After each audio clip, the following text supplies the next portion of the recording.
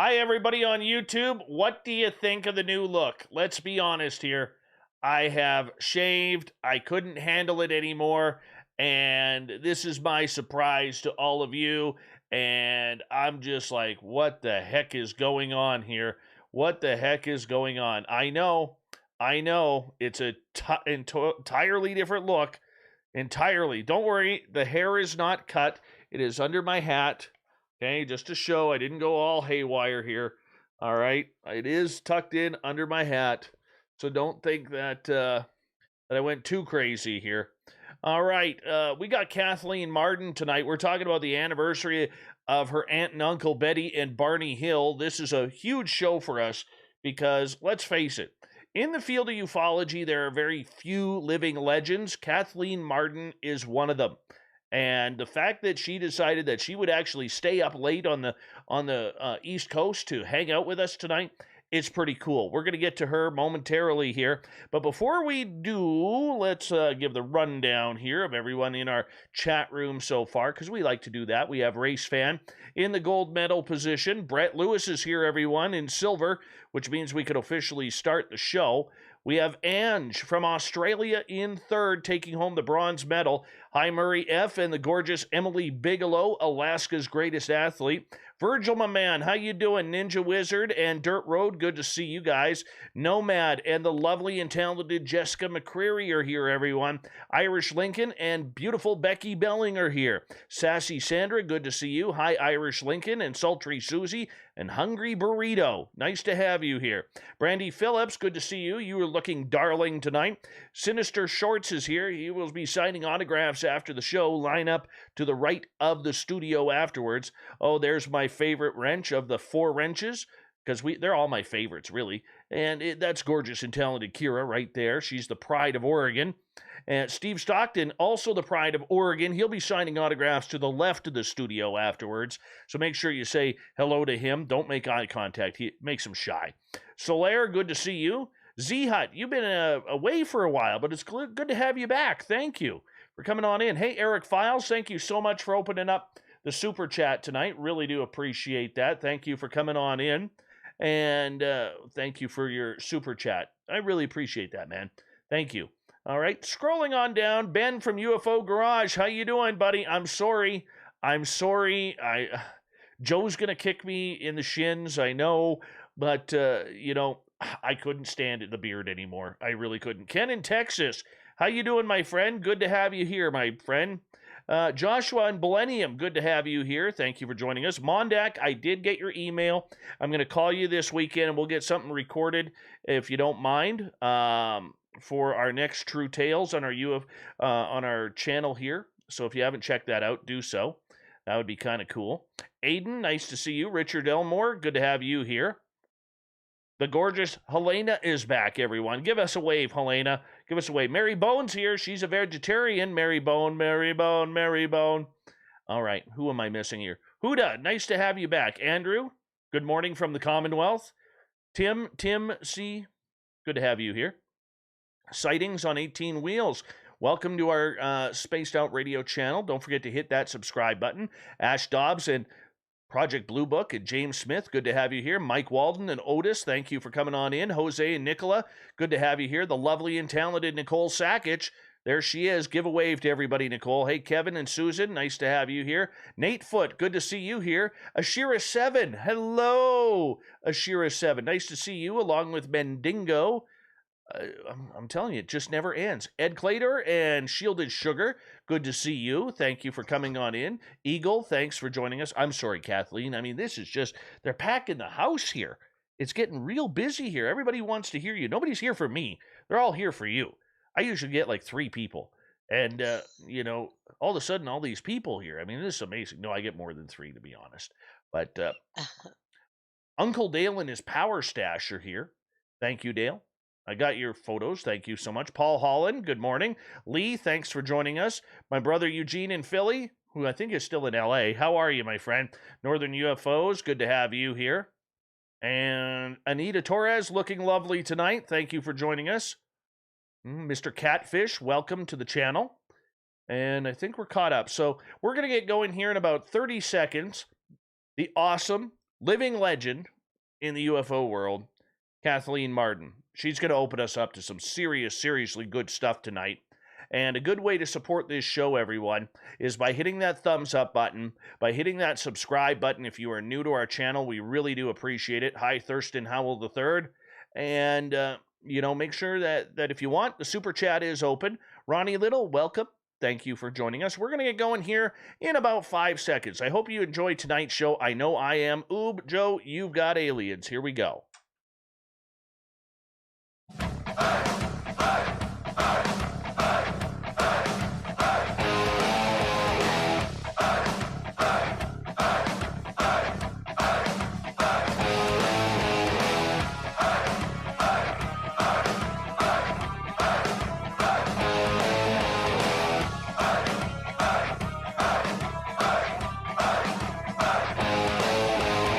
Mountains of central British Columbia to you listening around the world.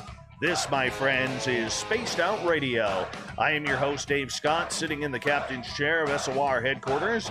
We welcome you to tonight's show on our terrestrial affiliates around North America, digitally on TalkStream Live, Revolution Radio, and KPNL. If you want to take a listen to our archives, they are free for you by going to youtube.com/Spaced Out Radio. Just do me the favor, hit that subscribe button. You can follow us on Twitter @Spaced Out Radio and on Instagram @Spaced Out Radio Show. Our website is spacedoutradio.com, where we have a plethora of features for you, including rocking out to Bumblefoot and reading up on Captain Shirk's SOR Newswire. Tonight's show is brought to you by Chive Charities. Help make the world 10% happier by visiting Chive Charities today. You can find them on our website. You know, it isn't very often where we could say we have a legend in the UFO world coming on this show. The reason why is, really today, there are so few. But here, we have one in Kathleen Marden. Barney and Betty Hill were an American couple who were claimed to have had an alien abduction by extraterrestrials in a rural portion of the state of New Hampshire from September 19th to 20th in 1961.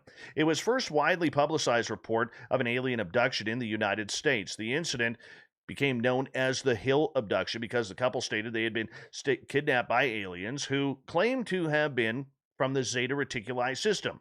Now, years later, decades later, their niece, Kathleen Marden, celebrates their story and the anniversary of their abduction. Then at the bottom of hour number 3, I will bring you the SOR Newswire, brought to you by Paranoia Magazine. Kathleen Marden, it is such a privilege and an honor to have you on Spaced Out Radio once again. Thank you so much for staying up late and joining our audience. Well, thank you, Dave, and it's nice to be back with you. It's very nice. I'm humbled, and I'll be honest with you. I'm a little, every time you're on, I kind of stumble through my words because I'm nervous. I'm nervous, you know. Don't be nervous about me. You're like the Lemieux to Gretzky, in hockey, to use a hockey term. So I'm just, I get that way every now and again. I'm human. What am I supposed to do? But Kathleen, thank you so much. And, it's such an honor to have you on the show because, you are someone who has been involved with MUFON for a number of years.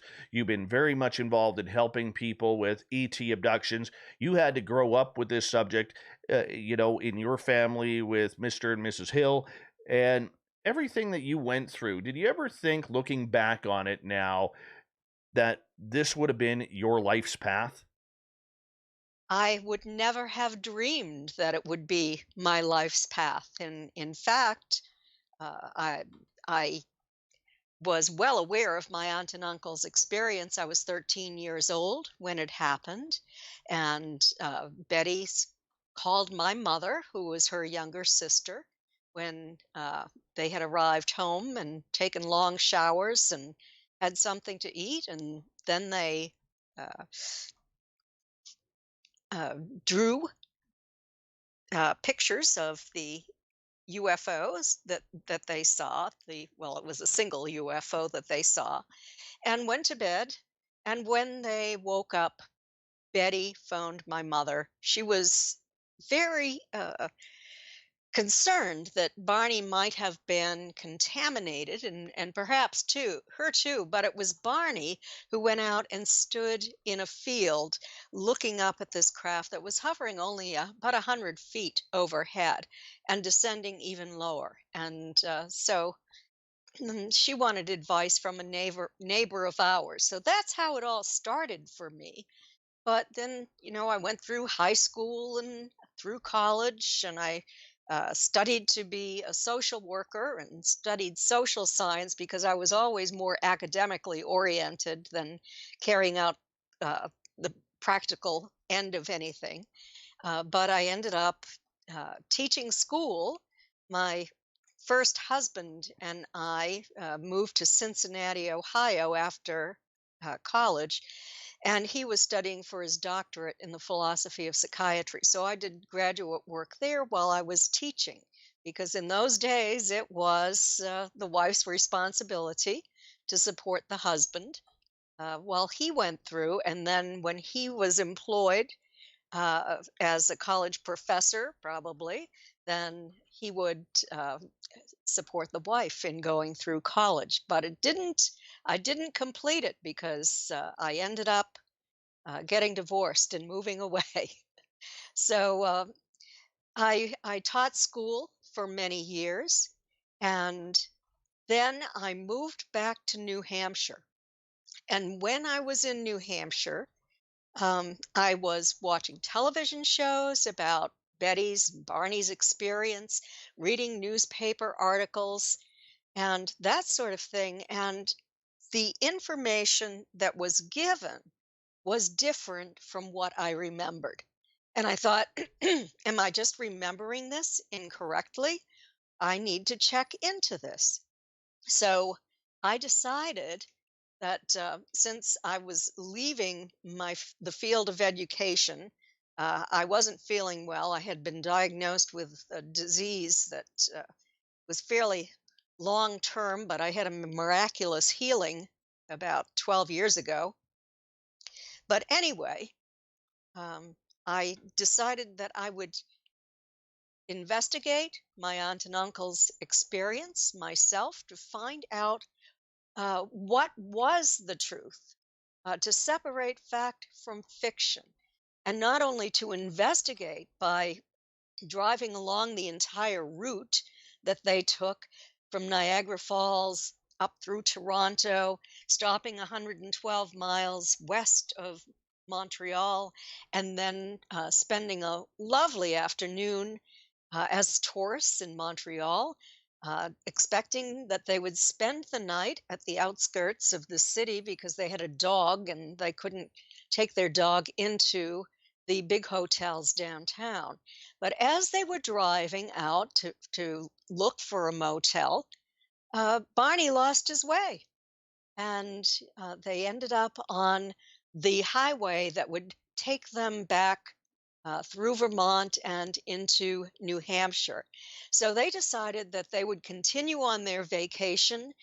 They visited another small, wonderful resort town along the way, stopped and ate a couple of times, and entered New Hampshire about probably 9 to 9:30 at night. They went into a restaurant, had something to eat, a cup of coffee, knowing that probably nothing would be open for the remainder of the night as they moved into less populated areas.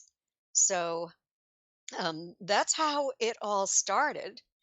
And they were driving south of Lancaster, New Hampshire, just, maybe 45 minutes to an hour south of Colebrook, where they had stopped for coffee. And they left at 10:05, and they were just south of Lancaster when Betty spotted a new light in the sky. And she had never seen a satellite. She knew that it didn't move like a falling star, it was traveling upward. And so she continued to watch it. It was a light, bright night. Barney was driving. The road was very visible, so he could drive about 50 miles an hour, he said, and they anticipated that they would arrive home at between 2 and 3 o'clock in the morning. So, would you like me just to Oh, continue on? please. I'm already lost in your story. Oh, No, please, please. I mean, I think for our people who are listening, not only in our chat rooms, but on our radio stations around North America, for a lot of people, Kathleen, this may be the first time they're hearing it. So please okay. just let us all get lost in your voice. Okay, I'll do that. So they continued driving south, and this craft was moving in closer and closer. And I want to say that my Uncle Barney was more than a skeptic. He did not believe that it was possible for extraterrestrial craft to be traveling to our Earth. And he just thought the whole thing was nonsense. And Betty wasn't certain about that, but as this craft moved in closer and closer, she became more and more interested. And they were just north of an area called Franconia Notch. It's a beautiful tourist area, very scenic with no attractions. It's undeveloped through Franconia Notch. And just north of Franconia Notch, Betty wanted to stop. And Barney said, "Well, I want to get home, Betty. I've been driving and, I want to get home on time and go to bed." And so Betty said, "Well, I have to walk our dog Delcy. I think she has to use the bathroom." And so that caused Barney to find a picnic area at the Mount Cleveland picnic area, which is about 4 miles north of Franconia Notch. And they stopped there and got out of the car. Barney, at that point, took a gun out of the trunk of the car, not because he feared the craft, but because he was walking the dog at a picnic area at night and there were bears in the area. So he thought he would shoot the gun off into the air if a bear came out of the woods to scare that bear away. Well, Betty took the binoculars and was looking up at this craft that seemed to be flashing multicolored lights and traveled across the face of the moon. And then Barney came out and grabbed the binoculars and said, "Oh, Betty, it's only a conventional aircraft. Forget about it." Get back into the car. They headed south. And as they entered Franconia Notch, this craft was now ahead of them and passed over Cannon Mountain, which is a ski area um, at the north end of Franconia Notch. And Betty noticed that as it passed over a building, a lighted building, at the top of that mountain, the lights blinked out. So she thought, well, maybe they were just turning off the lights, but it could have also been that they didn't stay open until, uh, say, 11:30 at night. They actually were on all night and blinked out due to magnetic interference. So they um, then became more interested because the craft was coming lower. So Barney decided to stop the car again at the Old Man of the Mountain. And the Old Man of the Mountain was New Hampshire's state symbol. And it would have been about 11:35 when they made this second stop. And the old man was 48 feet from forehead to chin. And they noticed that that craft was at least 1.5 times the length of the old man's profile, uh, or maybe even 2 times that length. It appeared to be cigar shaped, but it appeared to be uh, rotating as well because they could see that it was lighted on one side as it was rotating. Um, so they got back into the car and they're watching this craft as it's traveling in a zigzag pattern, a stair step pattern, unconventional pattern. And Betty is becoming more and more interested in this. Barney is looking for a police officer to report this thing to. And they exit the south entrance of Franconia Notch. And this is where the motels, the cabins in those days were, the tourist attractions. Clark's trained bears at Clark's Trading Post. There was a place called Natureland where people could take their children, that sort of thing. And so they're looking for another place to pull off beside the road to get another look at this craft. And before they could do that, this craft swooped ahead and stopped above the highway. The car would have been directly underneath it if Barney had not pulled into the center of the highway. So it was extending on the driver's or on the side of the highway that he was driving on, and beyond that, onto the land beyond that. And if Barney stopped the car at that point, so he would not drive under this craft, and opened his door, got out. He had his binoculars in his hand, and he held the binoculars up to his eyes, and he could see what he described as appearing to be a giant pancake that was just hanging there in the air, silent, hovering. And he stepped back away from the car. And when he did, that giant pancake traveled to an adjacent field toward the east, would have been toward Barney's left. And he followed it into the field.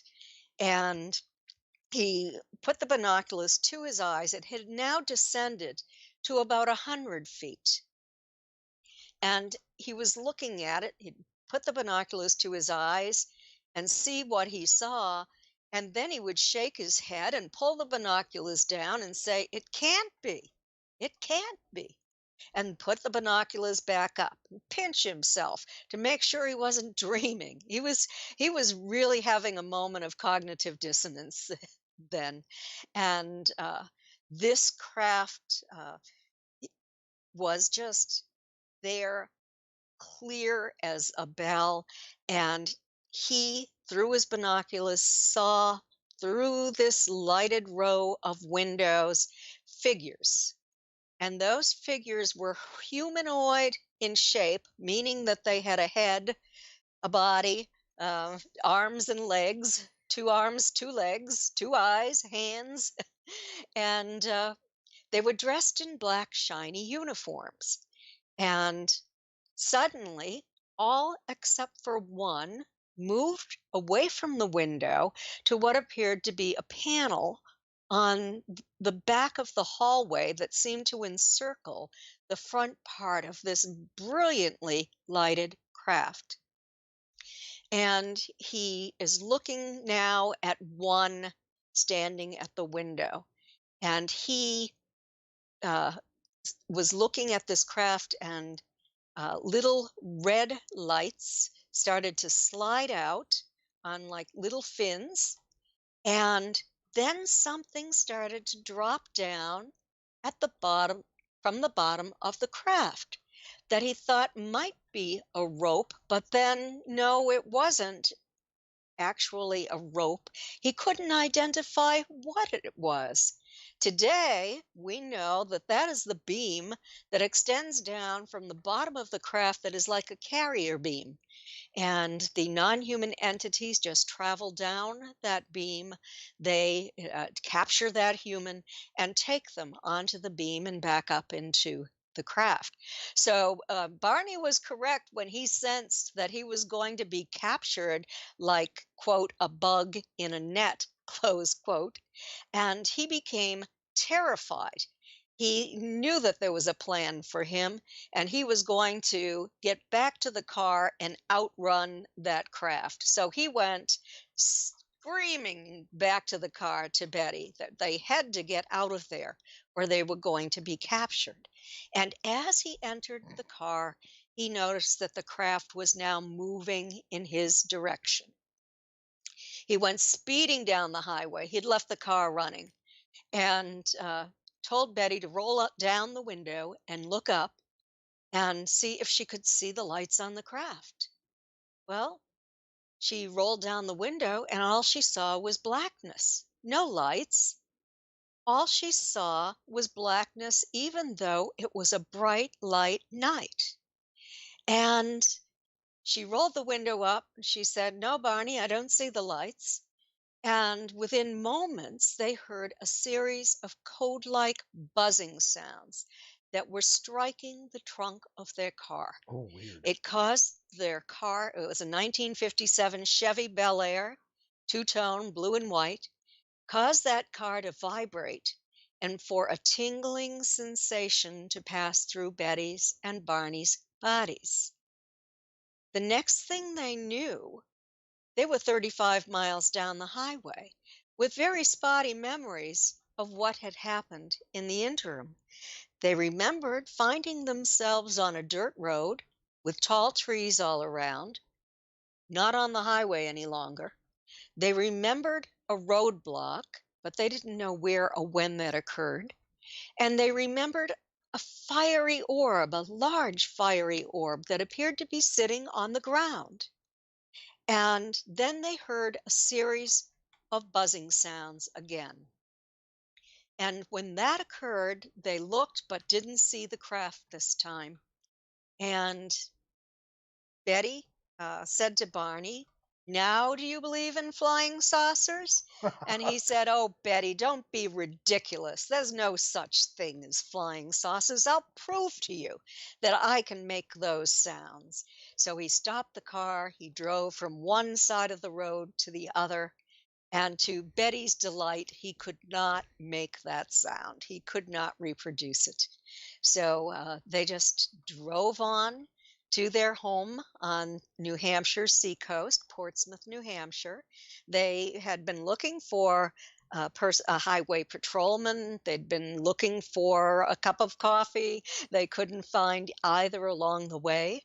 And they arrived home uh, and got out of the car. Betty walked the dog. Barney went into the house and into the bathroom. They both noticed that it was now 5:15, not between 2 and 3 o'clock in the morning.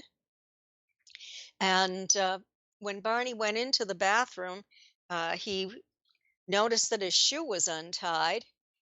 He put his shoe up to tie up the lace, and he noticed that his shoe was deeply scraped. In fact, both toes of his shoes were so deeply scraped that he had to purchase new shoes. He was a meticulous dresser. He had pain in the area of his neck and his shoulders. He felt that he had been touched by something. He felt dirty. He and Betty both said they felt clammy. Betty walked the dog and she went into the house and said to Barney, "If you get the suitcases and the things from the trunk of the car, don't bring them into the house. They might be contaminated." That craft was so low. So they ended up taking long showers. Mm-hmm. And I've already told you that part. Oh, I gotta, Uh, I gotta tell you, as we only got about 20 seconds left here before we go to break, I am just shivering right now in anticipation. You tell this story so good, and it's oh, true, thank and it's you. amazing. Yes. And we're gonna get more into that because we got to get in depth with this. And Kathleen Marden, legend in this field when it comes to UFOs, alien abduction, her aunt and uncle, Betty and Barney Hill. We're going to get right into it when we come back from the break. We're going to hear more of the Betty and Barney Hill story with Kathleen Marsden coming up here on Spaced Out Radio.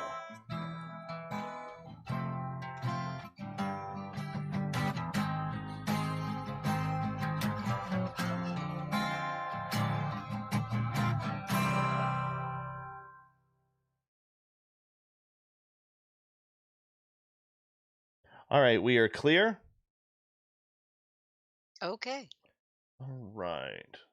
This is so exciting. So exciting. You know, it was very exciting to me as a child, 13 years old. And Oh, man. and hearing about the experience that my aunt and uncle had. I didn't even think it was possible.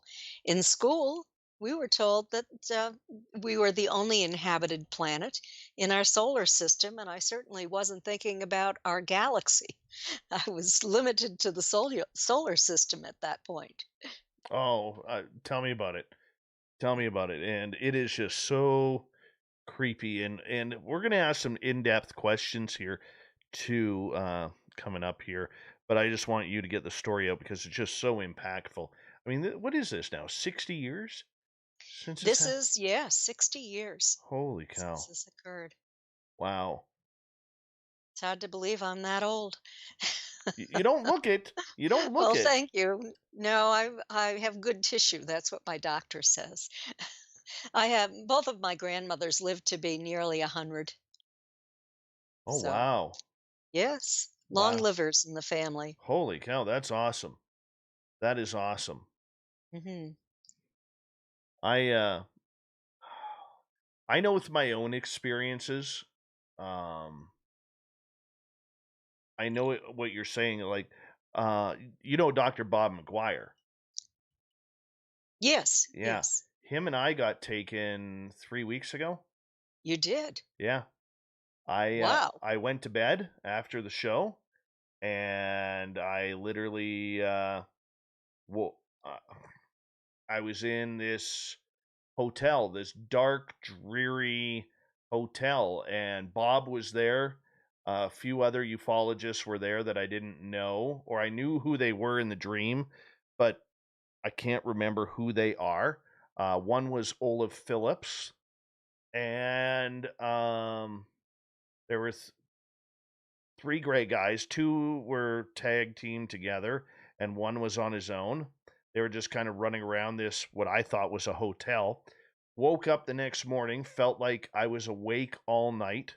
Literally, Oh my my gosh. body ached. Everything was sore. It was like a $3 hangover. Or Wow. yeah, I mean a 3 day, pardon me, not $3, 3 day hangover. And I called up Bob that morning when I was on my way because I have a daytime job as well. I called him up and I said, Bob, how'd you sleep last night?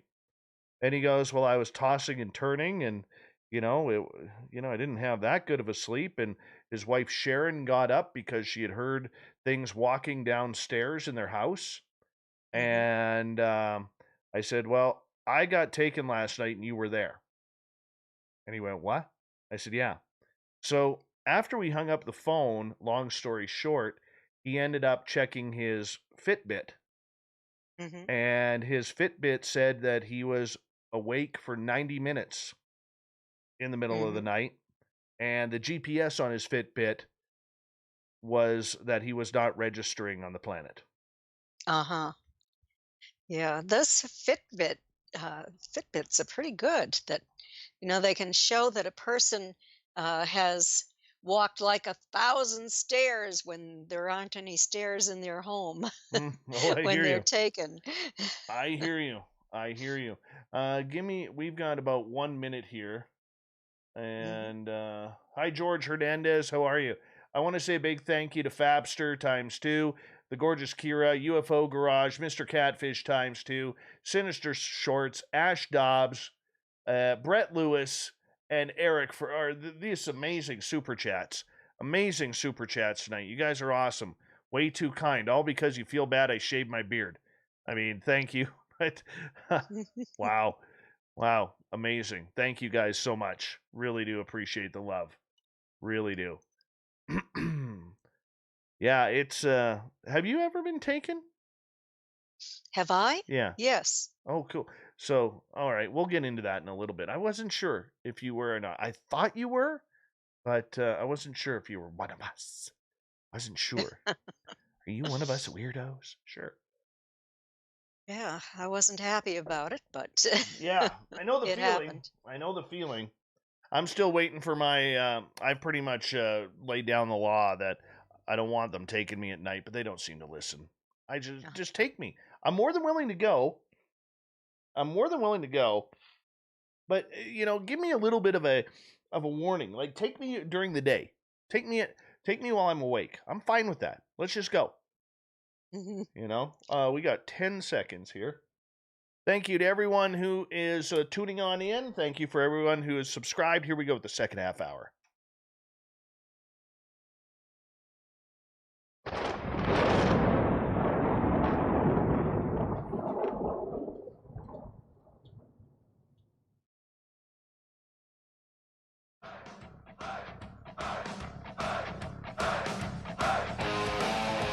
Second half hour of Spaced Out Radio is now underway. My name is Dave Scott.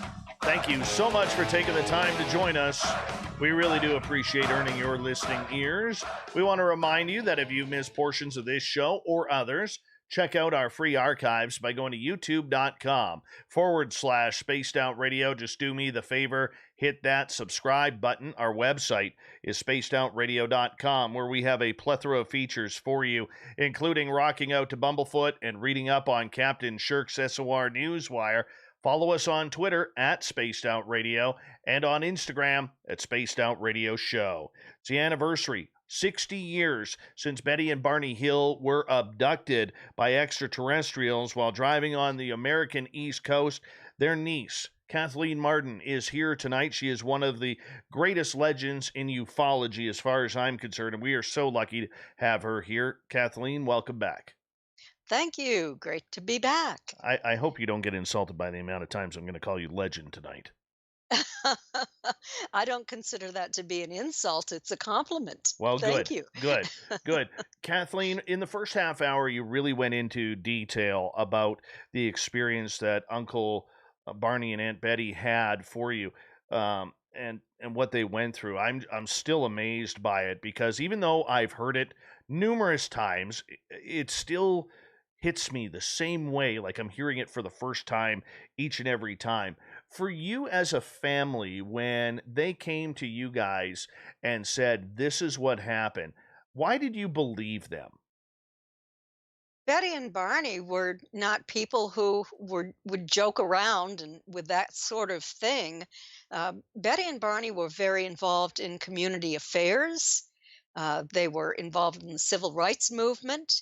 They were an interracial couple married in 1960 after a 4-year courtship, and they would not joke around about something like that. Plus, they were really concerned that they had been contaminated. They took long showers. Betty phoned my mother and asked her to call our neighbor who was a physicist. And I was home from school. My mother called that physicist, and he told my mother that if Betty had a compass, to tell her to go out to the car to see how the needle reacted. Betty was fearful of radiation. Now, that's not going to measure radiation, but it will measure a magnetic field. And so Betty found a compass.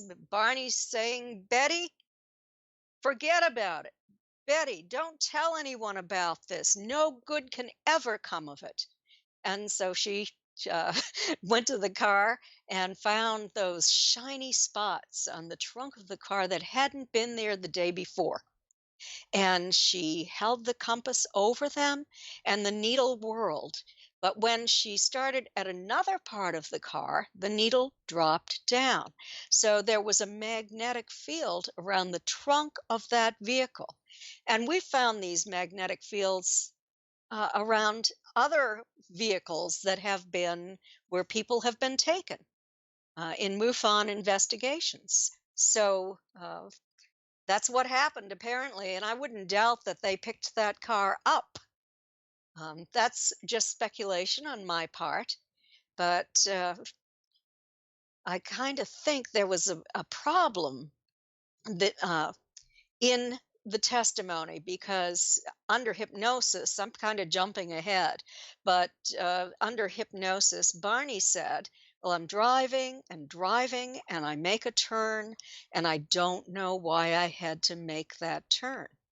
Well, Barney did not make that turn off from the highway they had been traveling on. You can't get to that place by making one turn.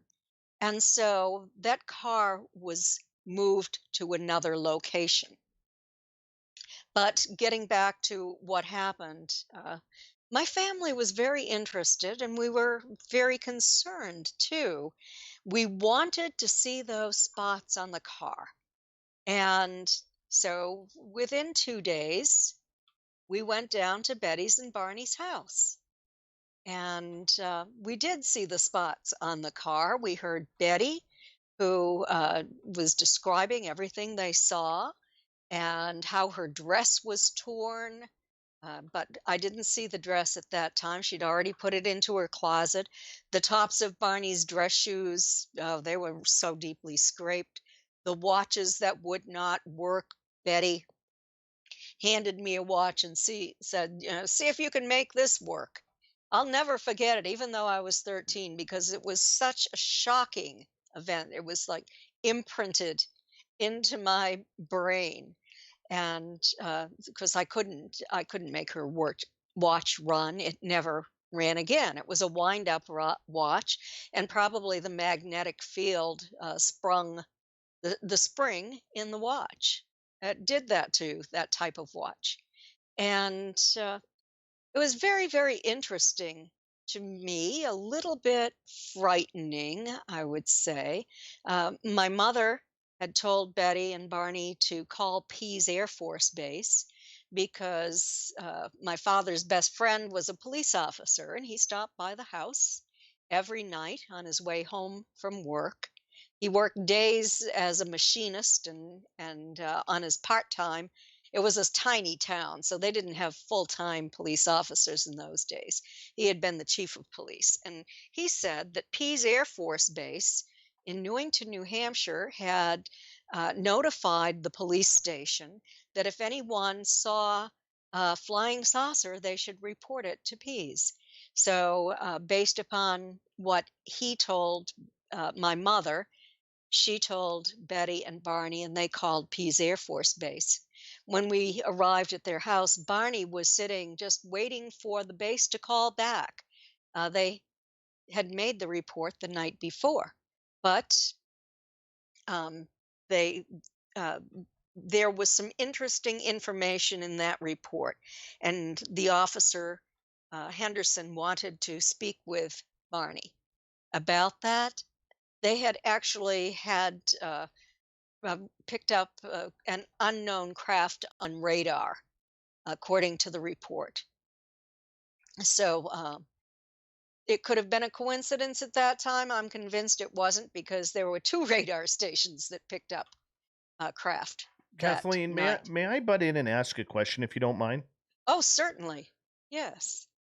Betty and Barney seem to detail a lot of this, and the way you're explaining it, I mean, it's so accurate, it's so precise about the spots on the car, about the radiation. Why did they want to document this as much as they did? Because I mean, for many abductees out there, they just roll with the experience. They're not interested in radiation. They're not interested in time lapses or lack of sleep or wearing someone else's clothes.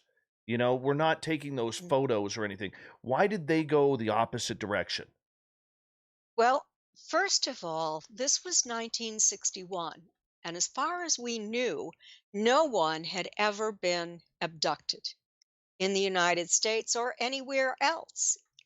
And so um, our friend, the police officer Buzz, had told them to contact Pease Air Force Base, and they were good citizens. I mean, Betty was a social worker for the state of New Hampshire. Barney worked for the post office.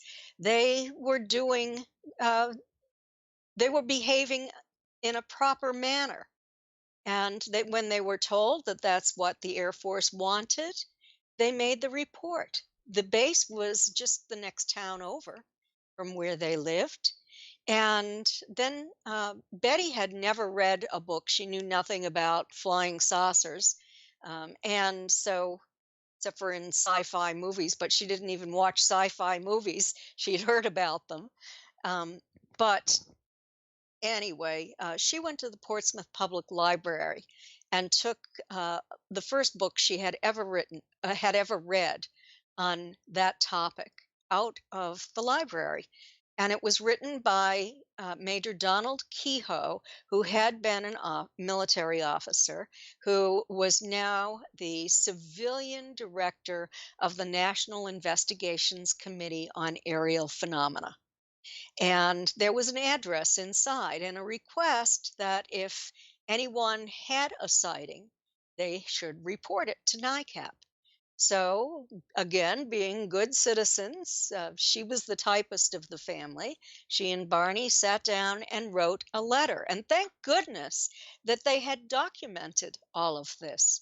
Uh, so, in the letter, she talked about the erratic pattern that the craft flew in, a stair step pattern, a zigzag pattern, and had talked also about those strange figures on board that craft, that completely silent craft that Barney was so frightened of. She had written they were dressed in black, shiny uniforms, and that Barney had developed a mental block about what their faces actually looked like.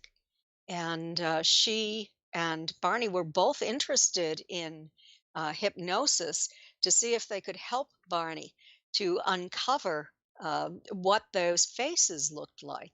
So a lot of it was that Betty, like me, since I'm related to her, was very, very curious. We want answers when there is something perplexing, and so they made that report. Uh, the NICAP sent their investigator from that area, Walter Webb, who was an astronomer from the Hayden Planetarium in Boston, up to Portsmouth, New Hampshire, to interview Betty and Barney separately and then together for a period of about 6 hours. Uh, they forgot to he forgot to look at the spots on the trunk of the car or to test it with a compass, but he took a report about everything they remembered, which is very good because in it, Barney said that those entities were somehow not human. And that, again, dressed in black, shiny uniforms, and how they moved in unison the way military officers would, and found that very perplexing. And so, they made these reports 2 months later to other people from NICAP. A couple of scientists from IBM went up and interviewed Betty and Barney, and again went through the route that they had taken. And they went 191 miles in 7 hours. You don't do that when you're driving at 50 miles per hour, even if you make a couple of stops. And so it really began to uh, bother Barney, especially, that there was this missing time. There was all this evidence. And Holman and Jackson, being scientists, and Walter Webb being a scientist, uh, really um, were so interested in what had happened. And Betty and Barney were then driving up to the White Mountains along that route, looking for that dirt road, looking for the place where there were tall trees all around, where they encountered that roadblock. And so they would make weekend trips up there, and then weird things started to happen when they arrived home. Something or someone had entered their home, and they went in. It was now dark outside, turned on the light, and there on their dining room table were dried, brown, withered leaves. And Barney, must have been really shocked at that. They certainly didn't put them in there. He picked up the leaves to throw them away, and the earrings that Betty had been wearing that night fell out of those leaves. Really? Yes, the night that they were abducted. And she hadn't even noticed that when she arrived home, she didn't have her earrings. But apparently they forgot to give them back to her, and maybe it was them who who delivered them at the house somehow. Could it We could it have been that when they were abducted, they were taken home and then back? I don't think they were taken home. I suspect that they might have been taken uh, under water, under the Atlantic Ocean, off the coast of New Hampshire and Maine. The reason I suspect that is that Barney made a statement that has never been publicized. But he said, "Do they go underwater?" Now, Betty thought that they might have just remained on that one spot where they were taken.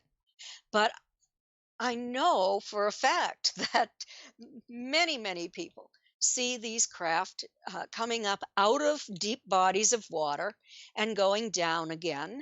They could just take them over to wherever they were going and have done the exams under the water. They then knew that there wouldn't be human interference in any way.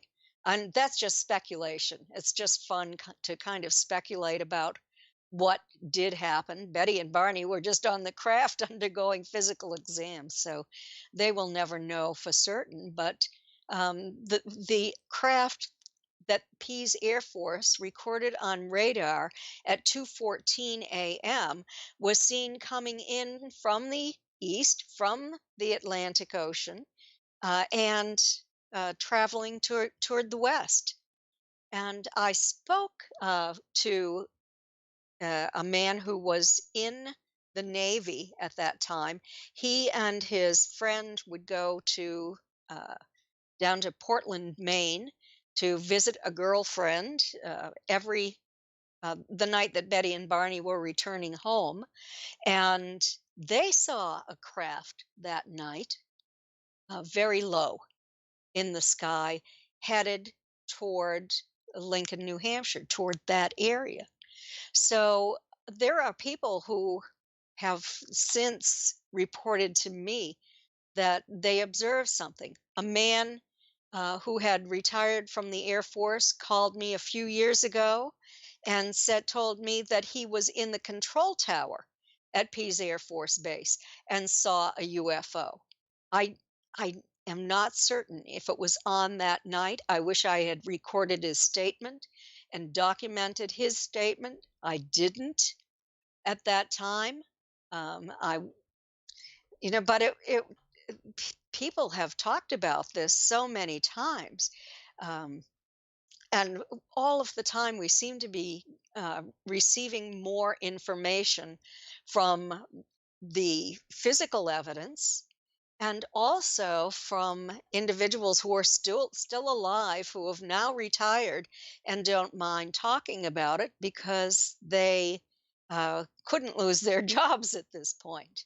So things are still occurring. And in the 60th anniversary edition of Captured, the Betty and Barney Hill UFO Experience, which is being released today, you can get it today.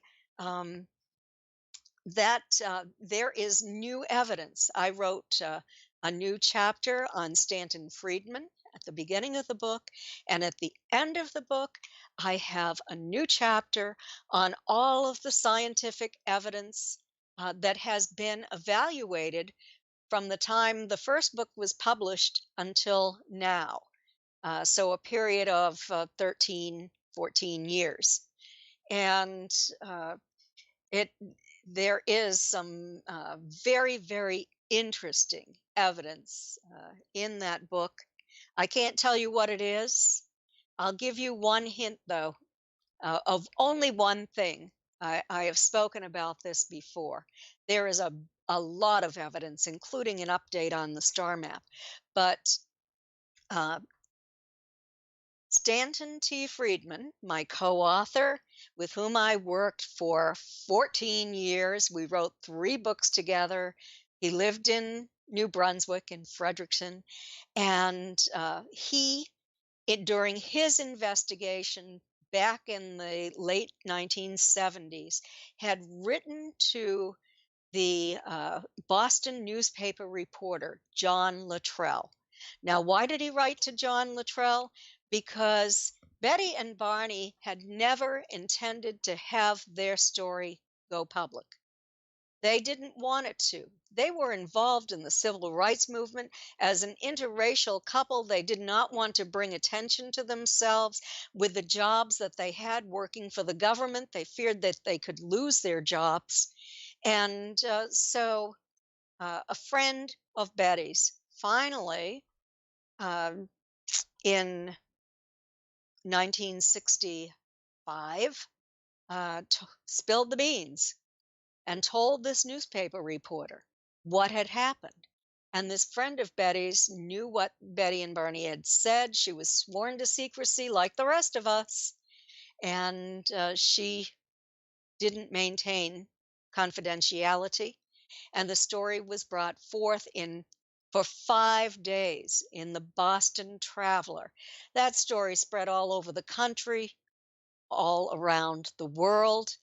At that time, Barney had received a commendation, an award from Sergeant Shriver, who was the head of the U.S. government's poverty program, because Betty and Barney had worked to set up the Rockingham County, New Hampshire Community Action Program with funding from the Office of Economic Opportunity.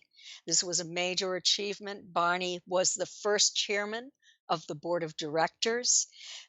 Barney had been elected to serve on the U.S. Commission on Civil Rights as a representative from the state of New Hampshire. They were very politically involved. They had campaigned for Lyndon Johnson and received an invitation to Lyndon Johnson's inauguration.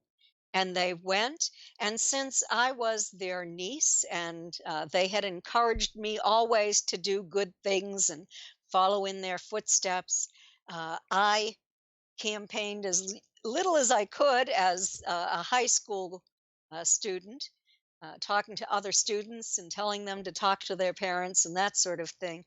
I also received an invitation, and Betty and Barney and I attended all of the inaugural events. It was boy, the time of my life to go to a presidential inauguration, to all of the parties, the balls, the dinners, and I'll never forget that.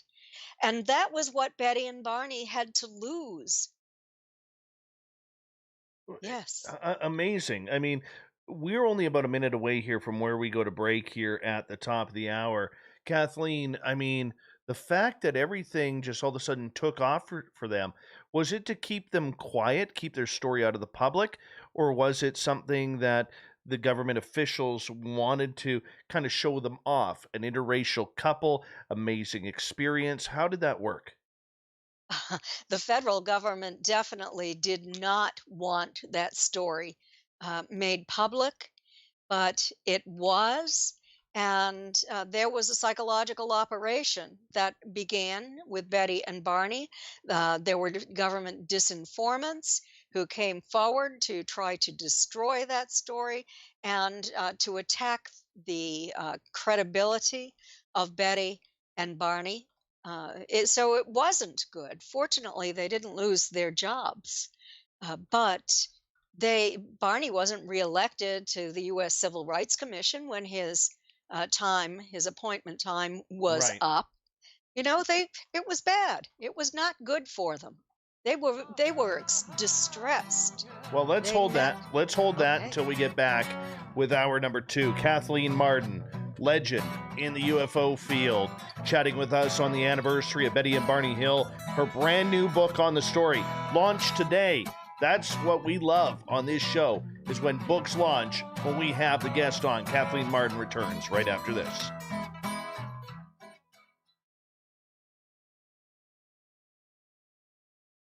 All right, I will just run out, take my dogs out. I'll be right back in a couple minutes, okay? Okay, and I will get a glass of water. Sure. Perfect. Faceless organization collecting money for a nebulous cause. Our donor dollars go directly toward life-improving items. Then we give those items directly to an underdog who needs it most. To become a donor with Spaced Out Radio's official charity, Chive Charities, just go to chivecharities.org/donate. For the price of 1 cup of coffee a month, you can become an SOR Space Traveler. The Space Travelers Club is a place where you can interact with other listeners, either live during the show or on our great forum. We want your stories, pictures, comments, and ideas. You'll get live video streams, exclusive content, and be a part of our newsletter. Stay in touch with everything SOR. The Space Travelers Club is just $5 a month at spacedoutradio.com. Hi, this is Amber Beckrud, and I want to invite you to subscribe to our YouTube channel where we store all of the SOR show archives for free. And as an added bonus, every 2 weeks I'm posting brand new content on Cryptid Tales, where I will get into some of the spookier legends and folklore from around the world and tell the stories that go with them. Find us at youtube.com/spacedoutradio and check out Cryptid Tales today. Drop a comment and let me know what you want to hear. See you there. Hello, Space Travelers. It's me again, Carl. Don't forget to join the Space Travelers Club for just $5 a month and follow Spaced Out Radio on Twitter at Spaced Out Radio. Our Instagram, Dave Scott SOR. Our Facebook page is Spaced Out Radio Show. Our archives are free at youtube.com/Spaced Out Radio. Come woo it up with Spaced Out Radio today. Bye! Are you intrigued by Paranormal Talk Radio? You'll love the new Paranormal Radio app from TalkStream Live. You'll find a great selection of talk shows covering UFOs, ghosts, strange phenomena, and much more. Download the Paranormal Radio app now and start listening to the very best in paranormal talk entertainment, including the network you're listening to right now, the Paranormal Radio app, free in Google Play and the iOS App Store. Are you an experiencer of something strange that can't be explained? Do you want help finding out what's going on? I'm Ryan Stacy, head of the Experiencer Support Association, otherwise known as TESSA. We've teamed up with Spaced Out Radio to investigate cases filled out in the SOR Sightlines report. We are independent and there's no cost to what we do. All we need is your experience. Let's find out what's happening together on the SOR Sightlines report. The party is always on at the Moose Vancouver. The Moose Vancouver is where you want to be when visiting Canada's West Coast. Open until 2 a.m. nightly, the Moose cranks up the rock while serving some of the best rated food in the city. The menu starts at $6.95. Why party anywhere else in Vancouver when the Moose is right there? Get your horns up and rock with the Moose, the official party bar of Spaced Out Radio.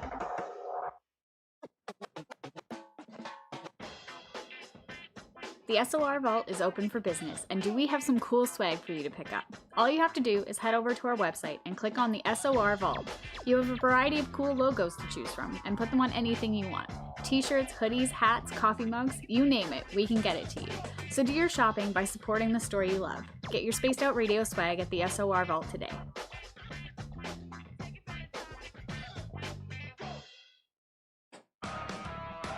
Get your horns up with me on Spaced Out Radio. This is Ron Bumblefoot Thal. Come tune in to SOR where you can hear me rock. I am back. Hey, Polar Eclipse, how you doing? Welcome back. Who else do we have in here?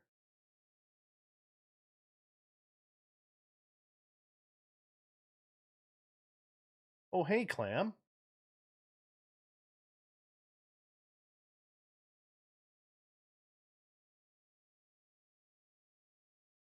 Very cool. Very cool. Kathleen, we've got about just under 2 minutes left. Okay.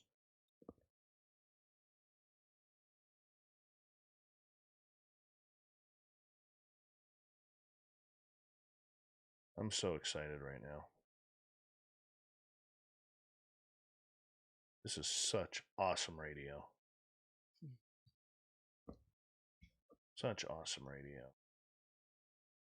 All right. We have just under a minute. Do you ever get sick of talking about this? Sometimes if I have 3 shows in the same day, Yeah.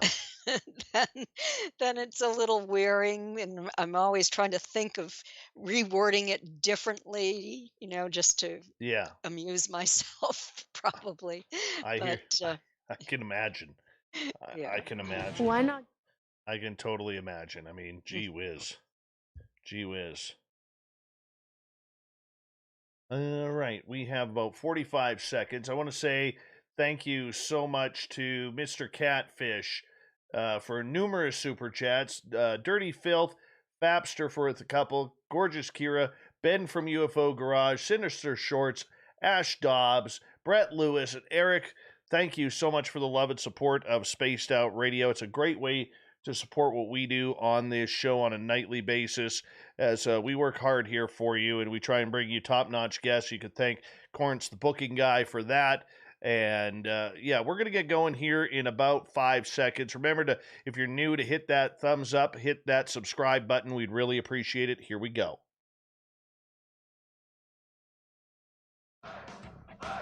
You're listening to Spaced Out Radio with Dave Scott. Follow Dave on Twitter at Spaced Out Radio and on Facebook, Spaced Out Radio Show. Hour number 2 of Spaced Out Radio is now underway.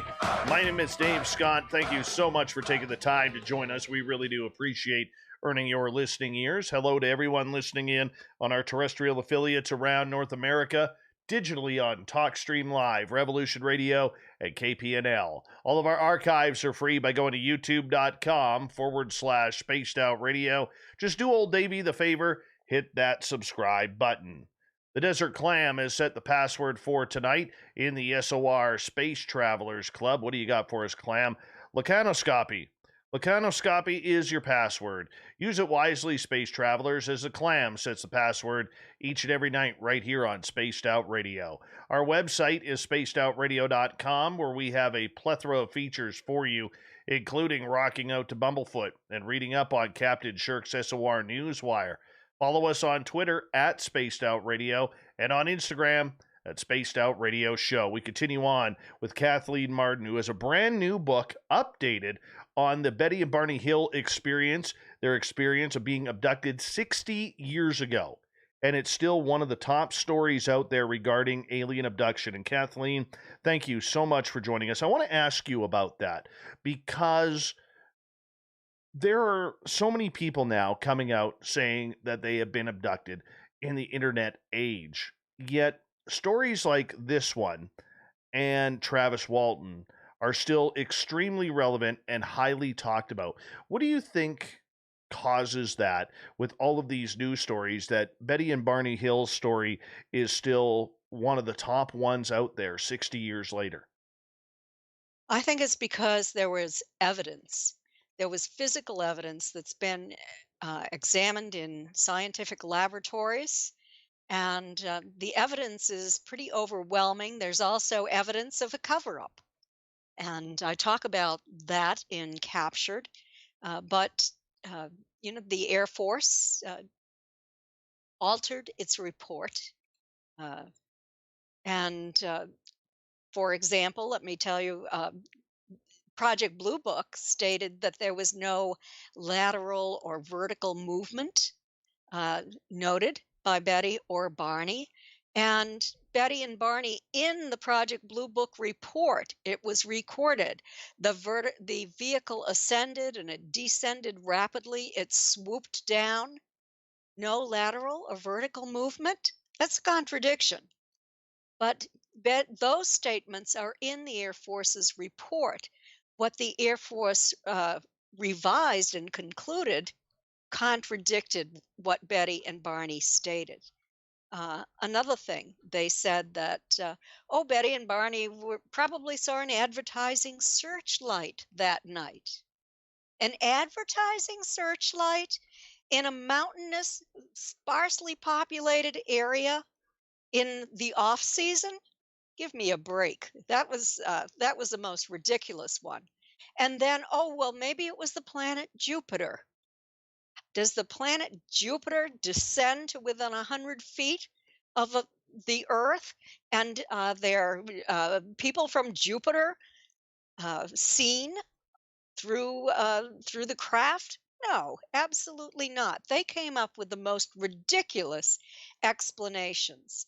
And then they finally said, oh, it must have been the result of a strong temperature inversion. So I contacted uh, the Mount Washington weather station to find out what the weather was like that night in that area. And they told me no strong inversion. And then I contacted a senior meteorologist who had been working in the field for many, many years. And he went to the weather archives, the National Weather Archives for that area. And he checked this out with two of his colleagues. And they said that it was just the opposite of an inversion, as stated by the Air Force.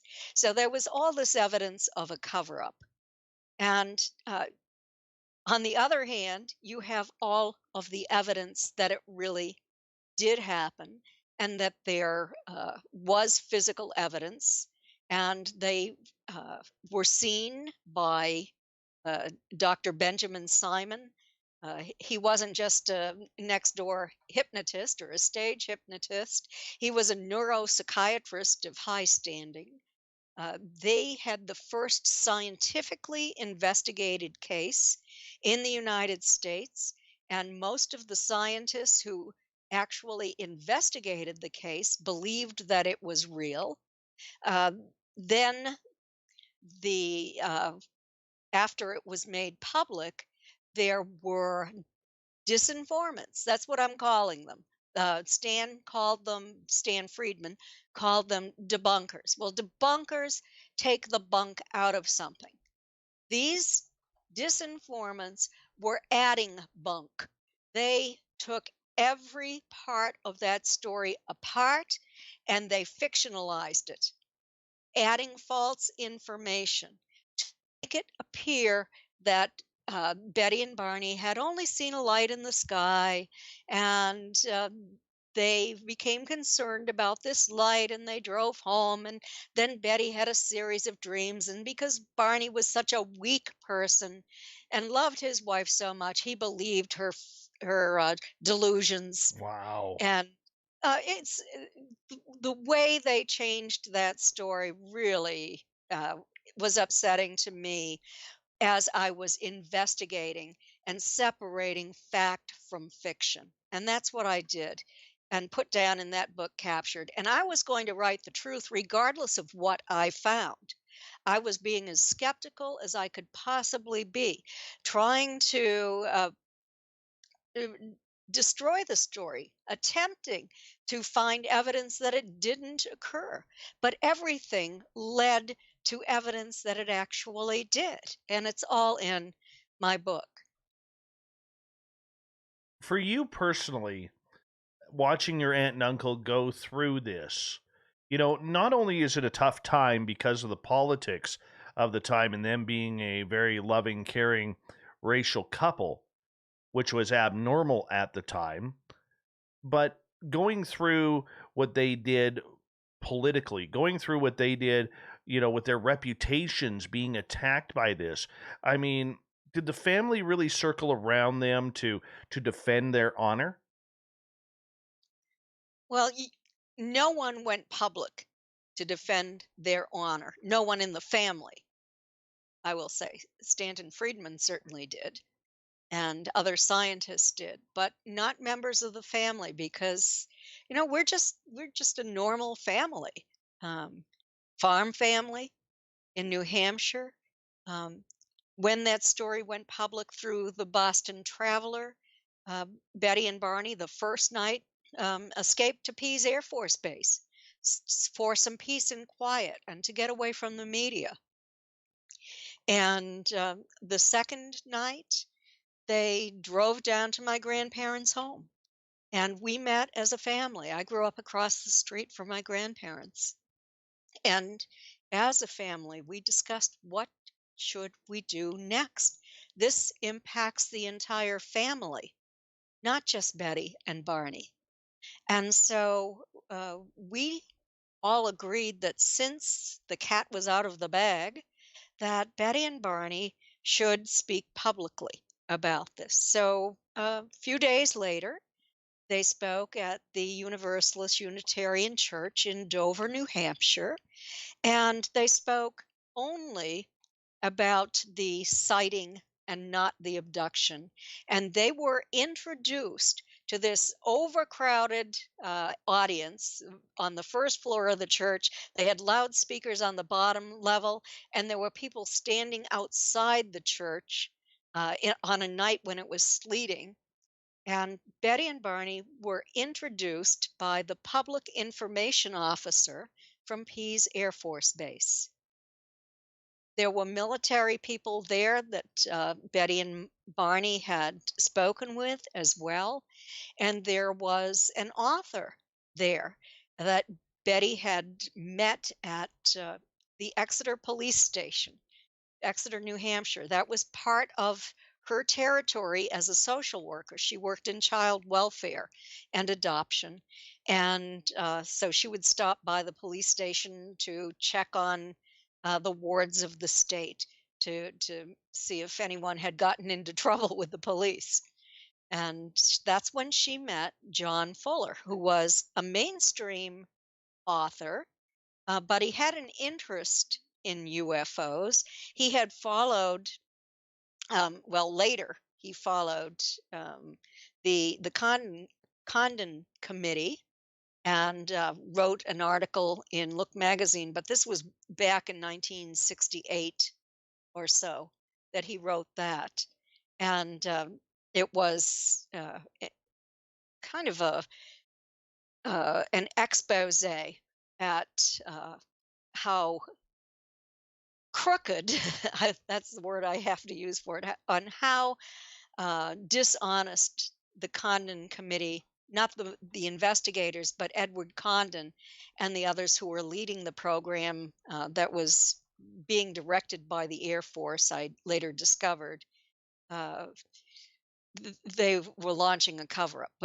But John Fuller was the author who was in the audience. He wrote The Incident at Exeter. It was published in early 1966. And Betty and Barney spoke in 65 at the church, and they finally reached an agreement with John Fuller to permit him to write their story. Now, they would only do that if Dr. Benjamin Simon was involved. And let me tell you a little bit about Dr. Simon. He had been a colonel in the Army during World War II.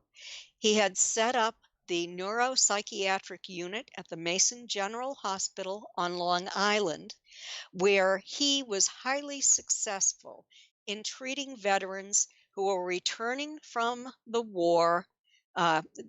They were injured, and he was successfully treating the soldiers who had physiological symptoms, who might have been blinded, who might have been crippled. They could no longer walk, but there was no physical reason for this to be so.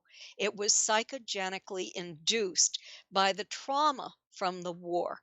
And so Dr. Simon developed a special technique through hypnosis where he could control the subject and the individual and what was occurring.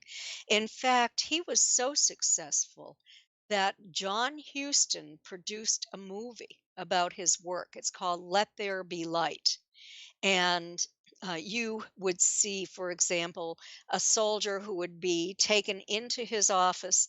This soldier was blind, and Dr. Simon would treat him through hypnosis and maybe sodium pentothal. And the soldier at the end would still be blind. It didn't help. He would already have said, well, I saw my best friend killed in front of me in the war. And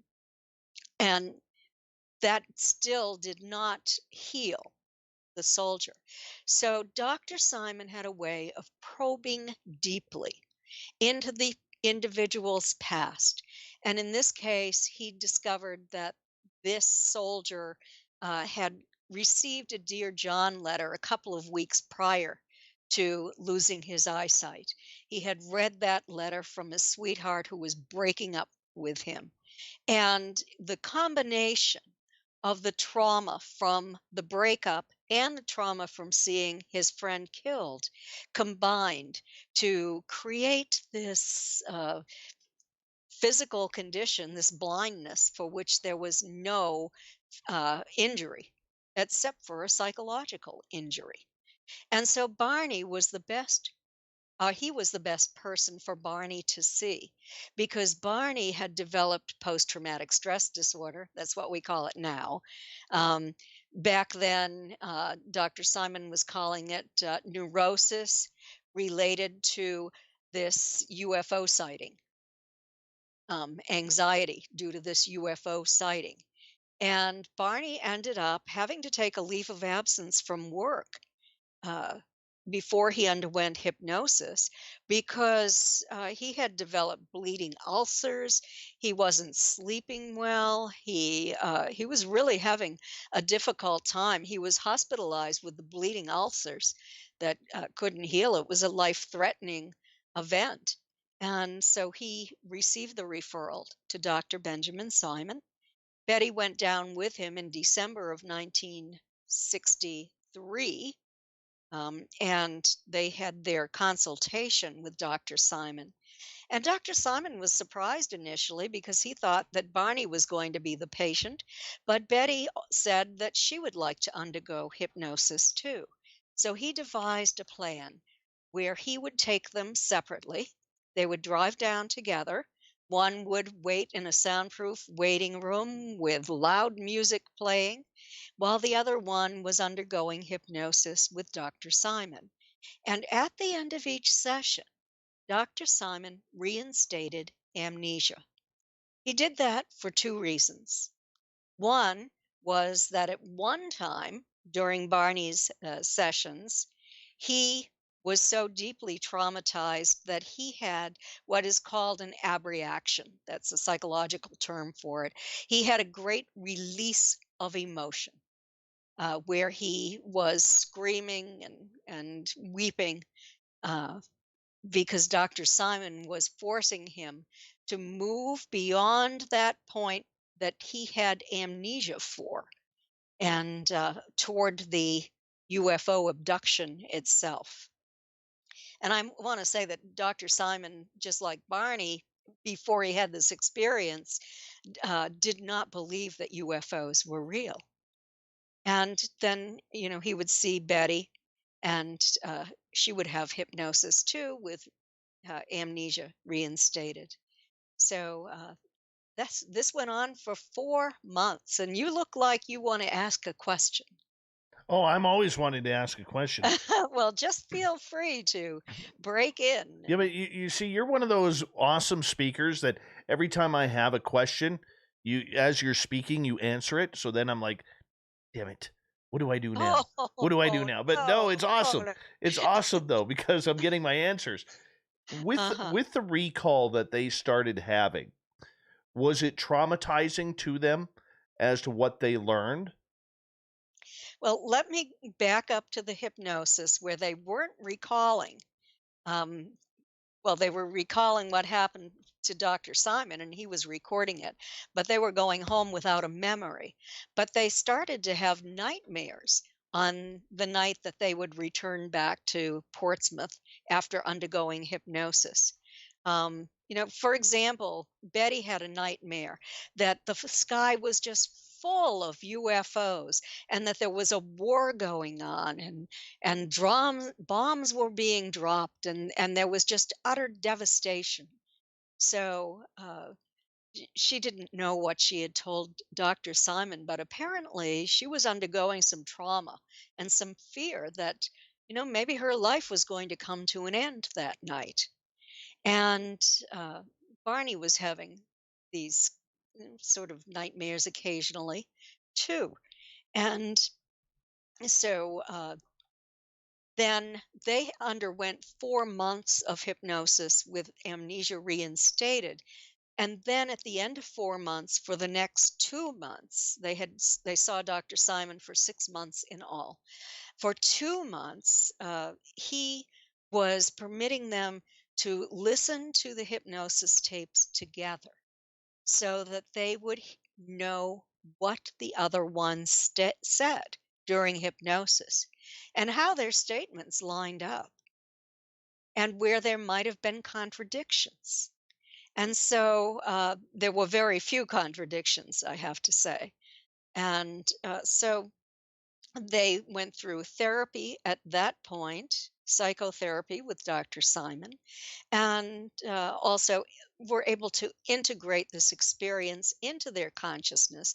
He was attempting to convince them that Betty had only relived her dreams that she began having 10 nights after the encounter in 1961, and they lasted for 5 nights. She had written a document on her dreams, so she had that, and so you could compare the dream version to what she remembered and what Barney remembered. And that's all in Captured, the Betty and Barney Hill UFO experience. I didn't line up sentence by sentence like I did um, with my analysis, comparative analysis of their statements. So you'll get what I learned in the book. But I did a meticulous lining up from the moment they began their trip uh, all the way through until after they arrived home. Uh, Barney's speech patterns, Barney's descriptive details. Barney was a person who always thought before he spoke. He thought about what he was going to say and he spoke concisely. Betty was just the opposite. Betty, something would pop into her mind and she would describe it in great detail. So they were two different people in terms of the way they processed information and then spoke about that information. Barney was very analytical. He was insightful. He looked within inside himself. Uh, and he had an IQ of 140. He was a genius. So he did things probably more the way Stanton Friedman would do them. Betty had a high IQ too, not quite as high as Barney, but she just had a different way, a different personality, a different way of explaining what had happened. And in my comparative analysis, I discovered that in Betty's dream material, uh, in those dreams, she described those entities that were in the road as looking very human. They looked like Southern Europeans. They had black hair, eyebrows, ears, human faces, dressed in blue cadet uniforms. That wasn't what Betty and Barney described under hypnosis. They described something else. Betty and Barney both said that, or no, let me back up a minute. In Betty's dreams, she wrote that there were 8 to 11 these human-looking people in cadet uniforms standing on this dirt road. And they did not break into groups of 2. They just surrounded the car and took them out. Oh. Under hypnosis, both Betty and Barney said that there were only 7 of them there. They divided in 2 groups of 3 and Right. 1 remained behind. So you'll read it in Captured, all of this information that correlated. I'll get you to hold on right there because the Benny and Barney Hill story continues on Spaced Out Radio with Kathleen Marden right after this. Stay tuned.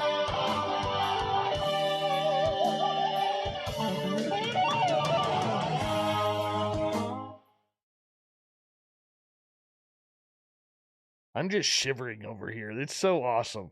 So awesome. Oh, man. They had quite the lives. Unfortunately, Barney died when he was 46 years old Oh, that's terrible. Do you think in 1969. it was from complications of this? I think that had a little bit to do with it, the stress of all of it. Right. But I think also that I know that Barney was injured when he was in the army during World War II, and there was uh, like a percussion accident. A grenade went off, and he had scars on his chest from it. That's how he lost his teeth. Right. And Barney, um, just I'm thinking about him and uh, how deeply this impacted him. Right. He had, and I had a neighbor who was a medical doctor here in Florida, and he was in the army too, and he was over in Iraq and Afghanistan at different times as a physician, but he was injured in an explosion, and he had a stroke. He was a young man. This medical doctor friend of ours, he was less than 40 years old, I believe, when he had that stroke. Fortunately, he didn't die from it and he recovered. But the percussion accident then, during the war, it wasn't an accident, I suppose, uh, for my next door neighbor, uh, caused a blood vessel in his head to weaken. There was a weak spot that caused him to have the stroke. Now, Barney had a massive cerebral hemorrhage, but it could have been related to that injury during World War II. I know that when he was released from the Army, he hadn't done his full term of duty. He had done 3 years, and he was in Virginia at Newport News in the hospital, the military hospital there, in fair condition. So he had some injuries previously. He recovered from them and then went to work for the post office. He had on his discharge papers, it said that he was of excellent character.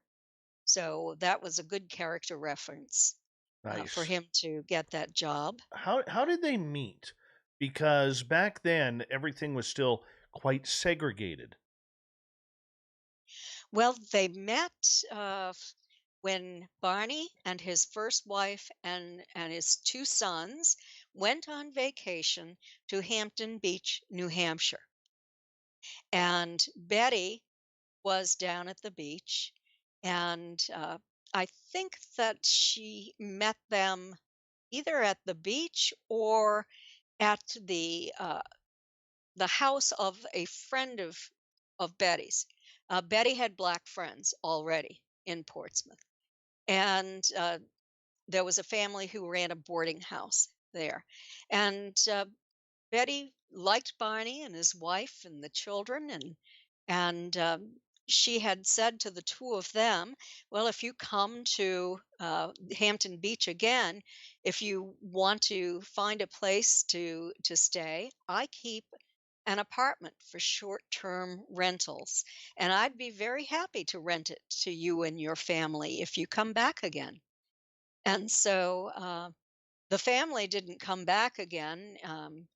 Uh, Later, uh, Barney and his wife ended up divorcing. They broke up, and he rented the apartment from Betty when he went to Hampton Beach on vacation alone. And that's really how they began talking and really got to know one another. They never intended to marry, they were just friends. Oh, wow. Barney knew that Betty supported the civil rights movement. He lived in Philadelphia, and had his life down there, active in the civil rights movement. He was a Boy Scout leader in Philadelphia. And so they wrote back and forth, and he would go up and visit from time to time. And, by Right. 1958, I could tell they were in love. Ah, beautiful. We have just a few seconds here. So we got 5 seconds. So hold on tight here, okay? Okay.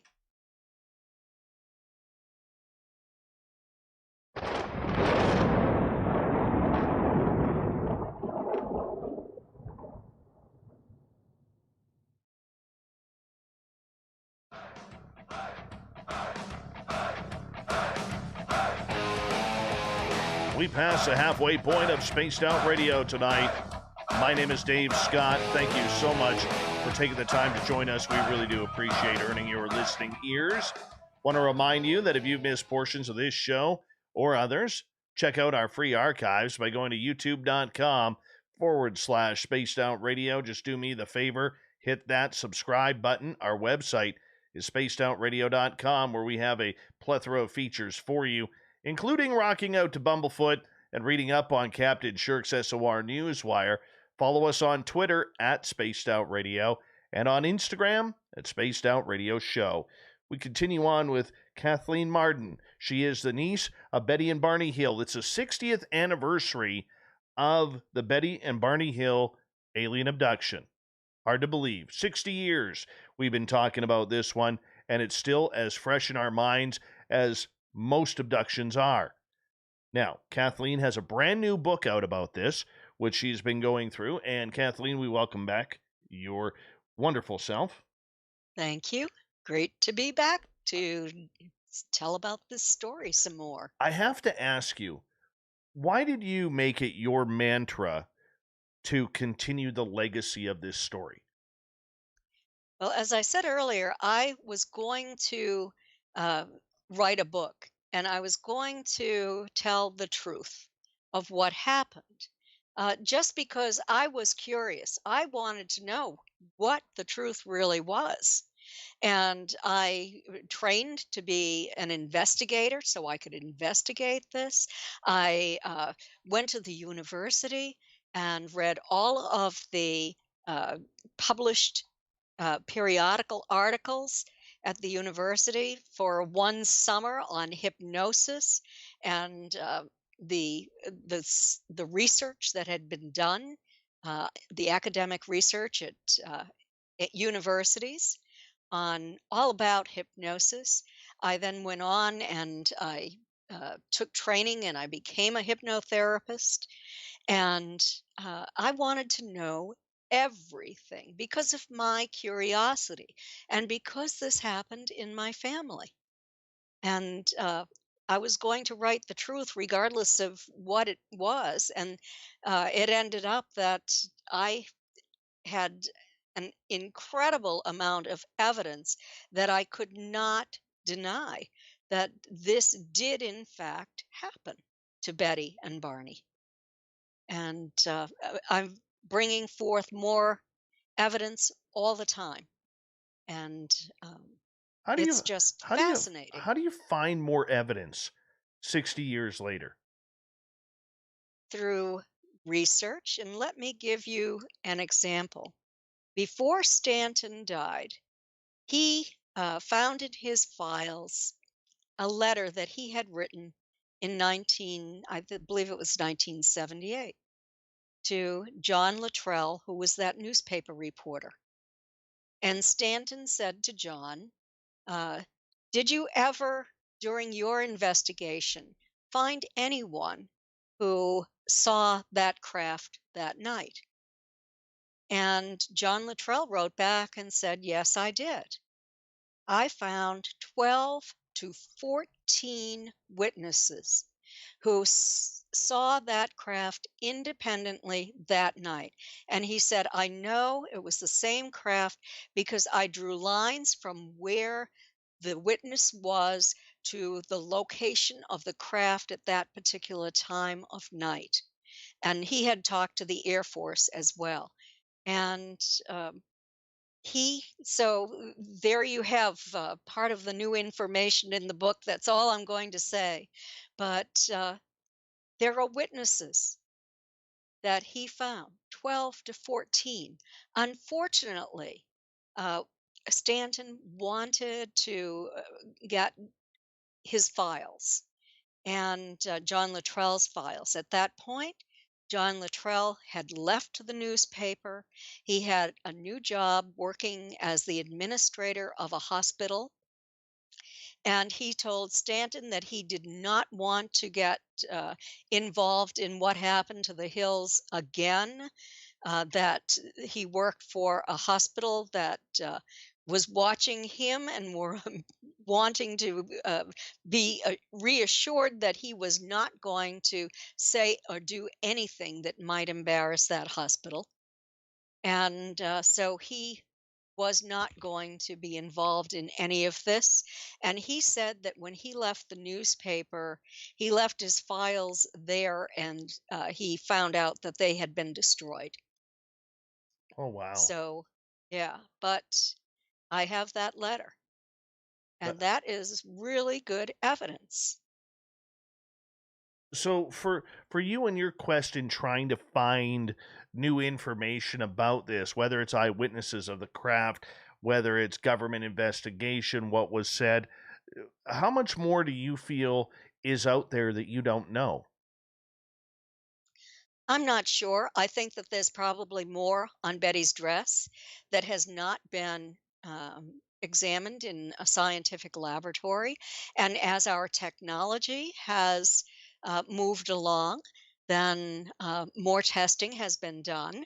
There is new testing done on her dress with some extraordinary findings that are in the new chapter in the book.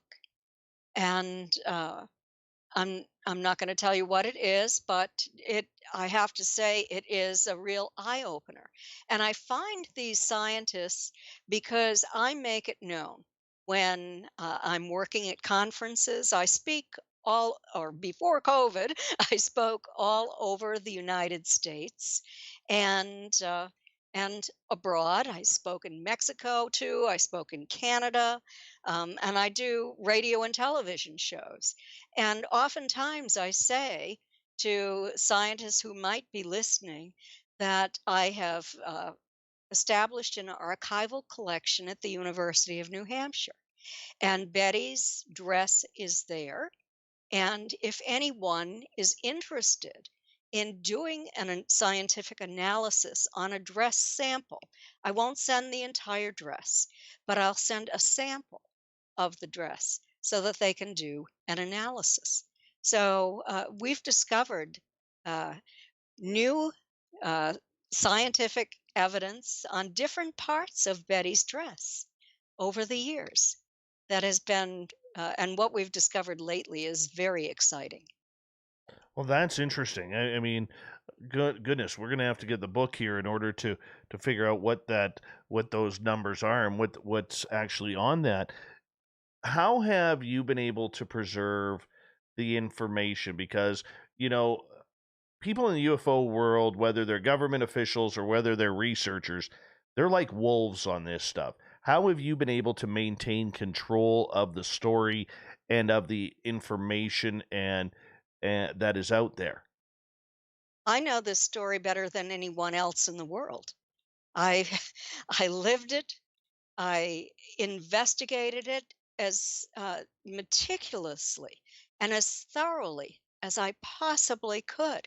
I have a complete copy of all of the archival records that are at the University of New Hampshire and more because I interviewed Walter Webb, for example, the astronomer who was the first person who did the investigation of Betty and Barney Hill's sighting. And Walter gave me additional information that he had in his collection. So I've gone to other places looking for information. I went to Philadelphia several times to the American Philosophical Society.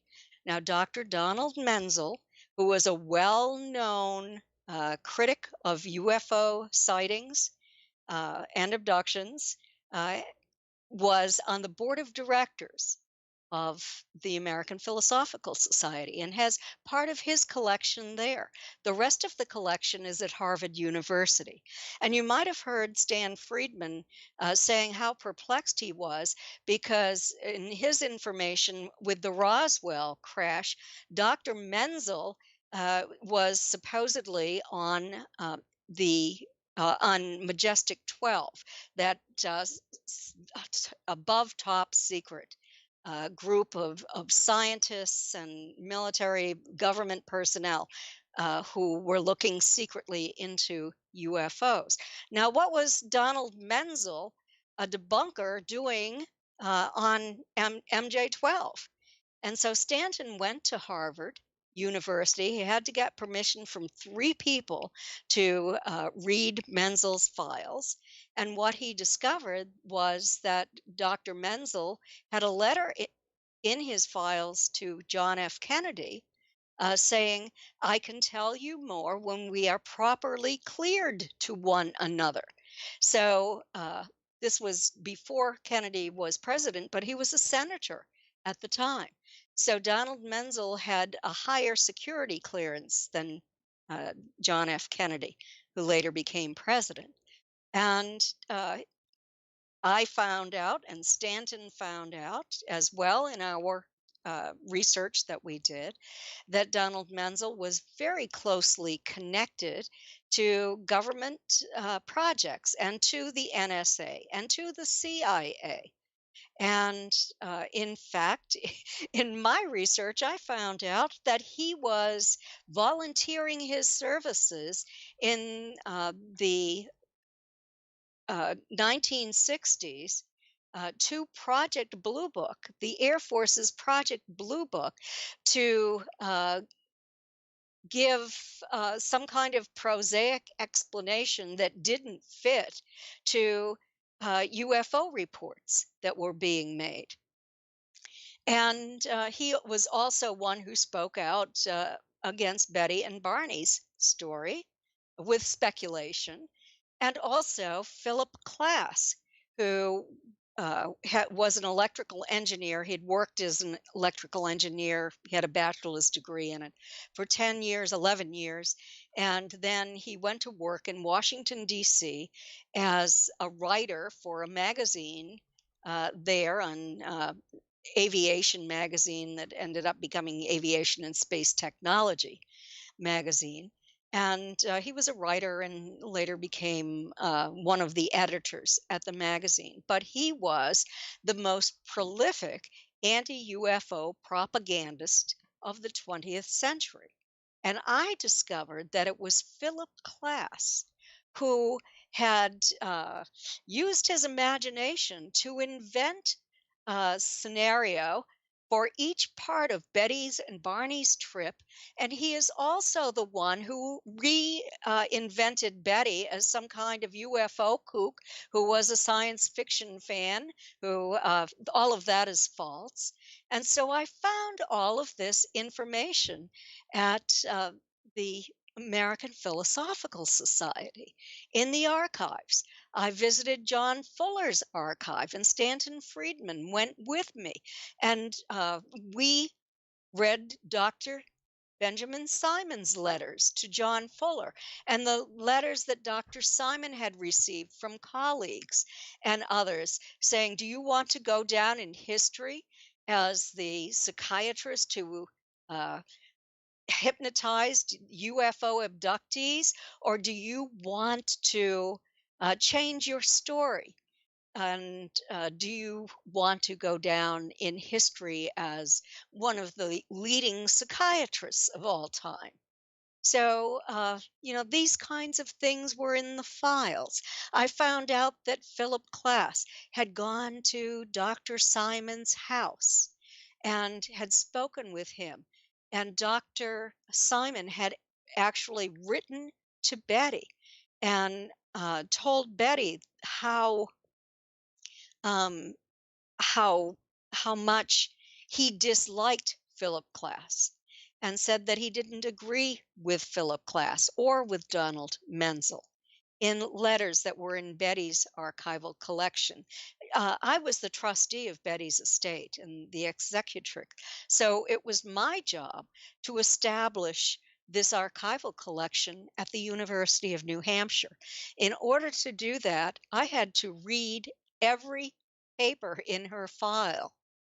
I had to review all of the photographs. I had to just do do everything and put the important information into her archival collection. So I did a tremendous amount of work, not only through my investigation of her case, but through my research into all of this to find out what was really going on. And Do you th- beyond captured the Betty and Barney Hill UFO experience, I wrote about this in the third book that Stanton Friedman and I wrote together, Fact, Fiction, and Flying Saucers. So there's a lot more information in that book as well. do you think Philip Klass was almost a disinfo agent trying to, shut you guys up or to change the story to make Betty and Barney look like fools? Absolutely. And he would always write to people saying, "Well, I've never been paid. I'll send you my tax forms if you will send me yours." And who wanted to send him their tax forms? So, but in my investigation, I read his FBI record. And in his FBI record, I discovered that in the early 60s, he was in trouble with the FBI and the CIA because he had very friendly with people at the Soviet embassy in DC. And there was a young man that he was seeing socially and going out on sailboats with and doing all sorts of things with. And the FBI had actually done a raid on Philip Klass's apartment looking for radio equipment that would broadcast into Eastern Europe and the Soviet Union. And so the the government is known as doing deals with people who are in trouble. And Philip Klass was in trouble for another couple of things too. He had revealed classified government secrets in 2 articles that he had written. And the only reason that the government couldn't take him to court was because they would have to reveal the content of that classified information. And so they couldn't. And so I think they made a deal with Philip Klass. If you will work for us, we will make this part of your history go away. But it remained in his FBI record. Wow. Slimeball City there. Literally. It is very much so. Yes. Talk about selling out your career. Mm-hmm. Wow. Yeah. So I think that's what happened, and he made it his full-time job, in addition to his full-time job as a writer and editor, to debunk every credible UFO sighting and every credible abduction and that had been made public, and to destroy the character of the witnesses who were generally of good character, even police officers. And he did that to Travis Walton.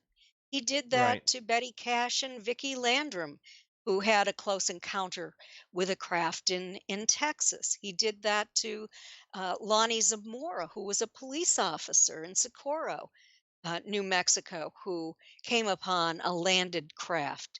He and in Fact, Fiction, and Flying Saucers, I wrote about all of these cases and separated fact from fiction. What the record says, I have the original Air Force records and other investigation records from all of these different cases, and Phil Klass's records. And so I was able to write about, in fact, fiction and flying saucer, case after case of what Philip Klass and Donald Menzel did. I also wrote about the Condon Committee and the trick memo, the famous trick memo about how to the public it would appear that this was a serious scientific study. But to those scientists who were involved, there was very little possibility of finding a saucer. So it's all in that book, Fact, Fiction, and Flying Saucers. We have about 3.5 minutes left with you before we have to go to break at the top of the hour. Kathleen Marden is our guest tonight on Spaced Out Radio. At what point did you start to notice that the UFO world was starting to really embrace the Betty and Barney Hill story? It was after NICAP. The original investigator, Walter Webb, believed that it did occur. He told me that when I interviewed him when I was writing the book. But there were others in NICAP who officially said that they could not embrace the Betty and Barney Hill case because at that point there was no physical evidence that had been evaluated. And so it was brought forth became more credible with the scientific evaluation of the evidence. MUFON began to embrace the case. And as with Stanton's research into the star map brought the story forward to scientists. And that was in the late 1970s, early 1980s, when he became involved in Marjorie Fish's investigation of what happened to Betty and before the birth, when Betty was on, her physical was complete, and the examiner went to another room. She asked the leader where he was from, and she said, "I know you're not from near us. What part of the universe are you from?" was her statement. And where's your home port? And so that's odd. Yes, where's your home port? And so he produced this three-dimensional star map. Funny thing, in her dream, that star map was in the dream, but it was on a pull-down classroom map that from 1961. But in dreams, I later learned that occur just before you wake up in the morning. They often contain real information and fantasy as well. So, there was probably a combination of fantasy and reality in Betty's dreams. Goodness. Shortly after, as we got about 45 seconds, shortly after this happened, did you start having your own contact or your family? It wasn't shortly after Betty and Barney's experience, as far as I know. I think it was for the first time when I was 17 or 18 years old, and Barney and Betty were working with a team of scientists. Betty was sending telepathic messages to the ETs, asking them to land on my grandparents' farm. And they did.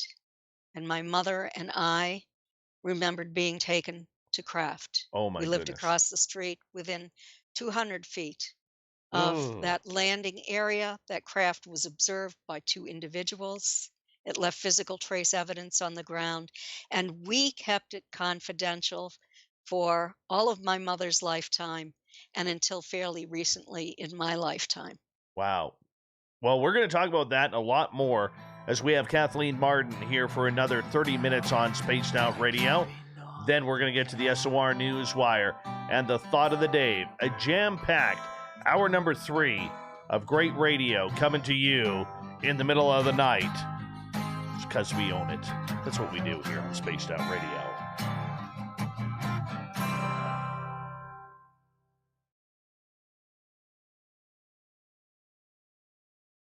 All right, I'm just going to run my dogs outside again. I'll be right back. We have 6 minutes, okay? Okay. I love the response I get for Little Brother is Watching from Spaced Out Radio fans. It's amazing how music can inspire and make people think deeper about what's going on in the supernatural world.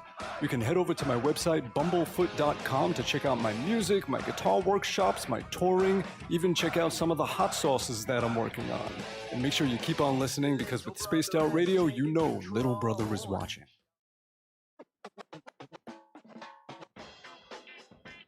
The SOR Vault is open for business, and do we have some cool swag for you to pick up? All you have to do is head over to our website and click on the SOR Vault. You have a variety of cool logos to choose from, and put them on anything you want. T-shirts, hoodies, hats, coffee mugs, you name it, we can get it to you. So do your shopping by supporting the store you love. Get your Spaced Out Radio swag at the SOR Vault today.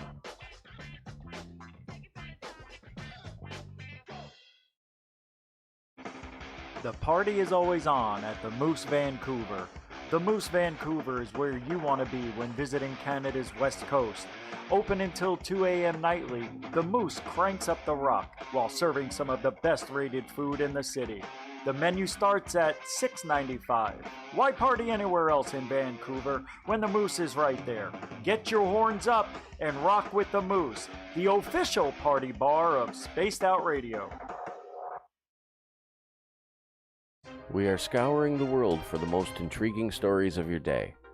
Take the time to read up on the SOR Newswire, where our team, led by Captain Shirk, will deliver to you some of the best paranormal and supernatural news, along with some stories that will blow your mind from the weird to the wacky. It's the news outside the news that piques interest, and that's what we're looking to deliver to you. The SOR Newswire, only at spacedoutradio.com.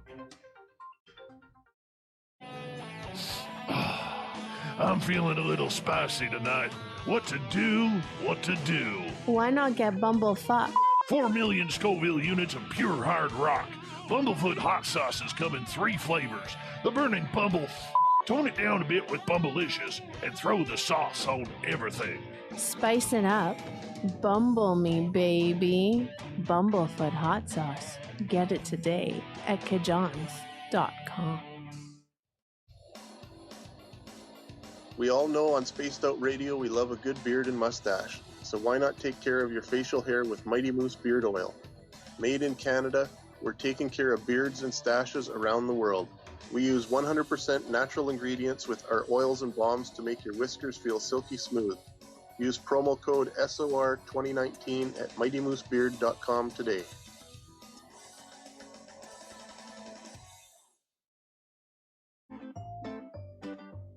Looking for creative ways to get your company out in the public? How about advertising on Spaced Out Radio? Our sales department is waiting to hear from you, and we can work around any budget.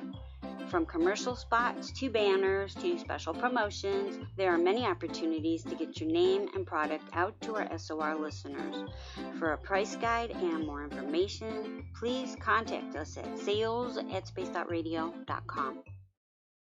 Hey, space travelers, this is John Resig, founder of the Chive and Chive Charities. If you know anything about our website, you know we like to do things a little differently. We're not some faceless organization collecting money for a nebulous cause. Our donor dollars go directly toward life-improving items. Then we give those items directly to an underdog who needs it most. To become a donor with Spaced Out Radio's official charity, Chive Charities, just go to chivecharities.org/donate.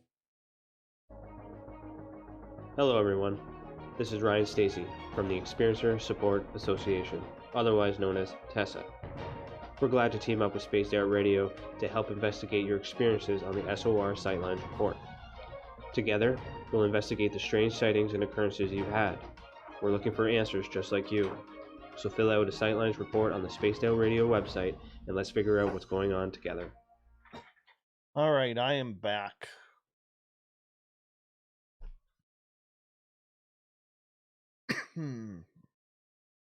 Kathleen, we just have under 2 minutes here.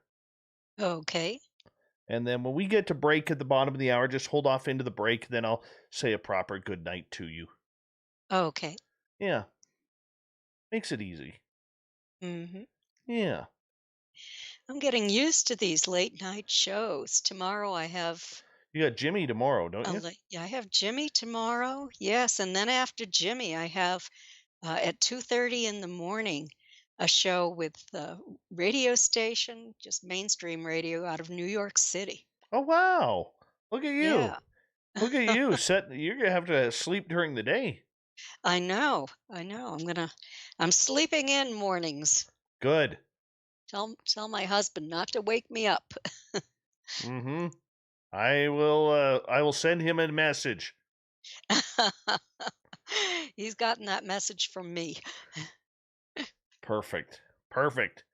Don't wake me up with the alarm. Yeah, he doesn't set an alarm. Well, that's good.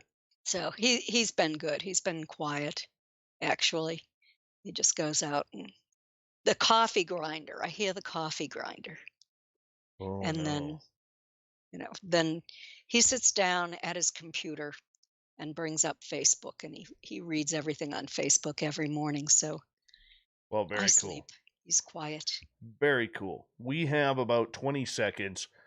Thank you so much to everybody who has donated to the super chat tonight, especially Catfish. Really appreciate that. Fapster.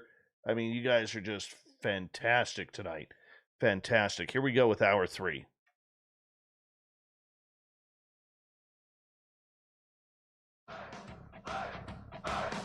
Would you like to connect with us? Head to spacedoutradio.com for all your latest show info.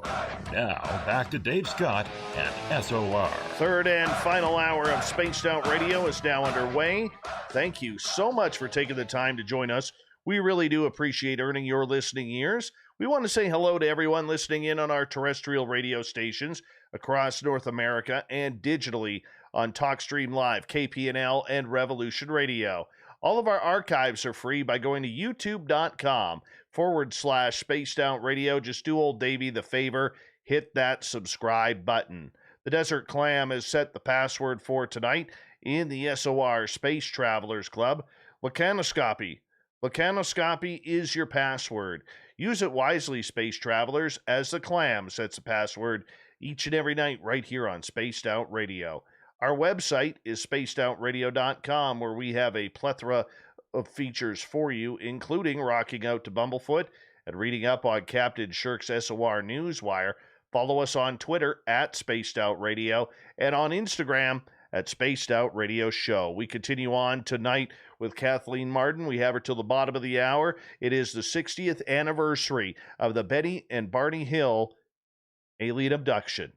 How real is this? And right before the break, we started talking about Kathleen's own experiences. Now, was this, after your first incident, just the beginning of many, or were you only taken the once? I was taken more than once, and I have conscious memory of some of it. I've undergone hypnosis. My mother and I first reported it to APRO, to Dr. James Harder, who was the person who was the investigator and hypnotist for APRO.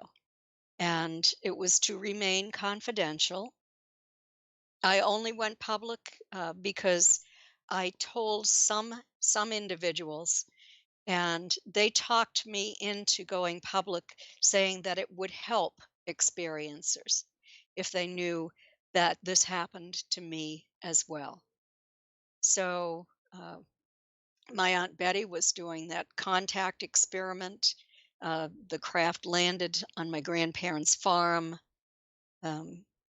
I've found myself on a table with these entities all around me. I could not remember their faces. I couldn't remember what they looked like. And I remembered that I was there. That was part of my conscious recall. And finally, I remembered in a NAB reaction. And I found it terribly traumatic. It wasn't anything that I wanted to happen in my life. I had difficulty with the memories and was terrified when it happened periodically. And I was trying to prove that it was my imagination. I was trying to prove that it was only a dream. I was attempting to deny that it was real. But then 3 times when I was taken, there were witnesses to the craft. And you just can't deny it when there are witnesses. And then I began to learn how to collect physical evidence. And I did that. And I put, within the past 12 years probably, a game camera in my bedroom. And I started to document how long it was between visitations. And I didn't catch non-humans on that camera, but I did catch, on the day that I was supposed to be taken, based upon what I had recorded and counted out. I had been recording my husband's and my sleep patterns, how often each of us got up during the night, how often we turned, because the camera would record the time and the motion. And so I knew that. And then on the night that it was supposed to happen, I saw him get up out of bed and on the video and go into the bathroom. And he was in the bathroom for 2 hours and 11 minutes. Now, my husband will tell you he doesn't sit on the toilet for 2 hours and 11 minutes in the middle of the night or at any other time. And he didn't fall asleep. But he was gone. The camera shut off for 2 hours and 11 minutes. And then you see him coming in and getting back into bed. I am certain that I was not completely still for that entire 2 hours and 11 minutes, but there was nothing recorded during that time frame. I don't have a memory of being taken that night. Wish I did. I haven't undergone hypnosis to find out what happened.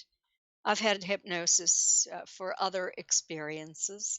I wrote in the alien abduction files about Denise Stoner. Now, Denise Stoner was the chief investigator in Florida when I moved down here. I met her. She was running support groups for experiencers, and I went to my first support group. And I have to say, it was extraordinarily helpful. I was tearful during the first group when I told what had happened to me, but it helped so much. It just lifted a weight off my shoulders. And I was so grateful to Denise. She knew who I was, but so she invited me to her house for lunch one day, and I went over and she told me about her experiences and how she and her husband had been taken just like Betty and Barney when they lived in Colorado. When they were younger, their daughter was 12 years old at the time. And just an extraordinary encounter with and I then hypnotized both of them separately, just like Dr. Simon did with Betty and Barney, and reinstated amnesia, and ended up writing about their experiences, more than one, in the alien abduction files. And Denise contributed to that book as well, writing about her memories. She believes that it began when she was only 2.5 years old and has continued throughout her life. She's a generational experiencer. Her parents were taken, and her sister was taken as well. And one time, Denise and I had gone to St. Petersburg. We both live in Central Florida. But we went to St. Petersburg to listen to researcher Paula Harris, it was, who was there to speak. And on our route home that night, my GPS was malfunctioning, but I knew the route anyway. So after I turned off the road on into a desolate area, I said, "What am I doing? I'm going to turn this off and just drive on. We know the way." And some odd things started to happen that night. My father was having a conversation. He was in the back seat. Suddenly he became silent. Denise and I were chatting all along the way. Suddenly we became silent. And we had a feeling that my car was going up a steep hill. There aren't any steep hills in Central Florida. There are a few low rolling hills. But the next thing we knew, we're arriving at the parking lot where Denise drove to be halfway between our house. I dropped her off. Her cell phone had gone completely dead, and it had been fully charged. So mine had been turned off. I always kept mine off in those days. It was a flip phone. And so I let her use my phone to call her husband to say that she was going to arrive home late. And she went to her vehicle. When she arrived there, she was wearing an insulin pump, and that was beeping, that it was the battery was dead, even though that battery had been fully charged. And she drove on and arrived home extraordinarily late. My father and I drove on and arrived much later than usual. There was physical evidence in that case, very strong electromagnetic reading on the dashboard of Denise's car. It was malfunctioning. She came to my house for hypnosis. She remembered being on the craft. As she was driving home, she was taken maybe a second time.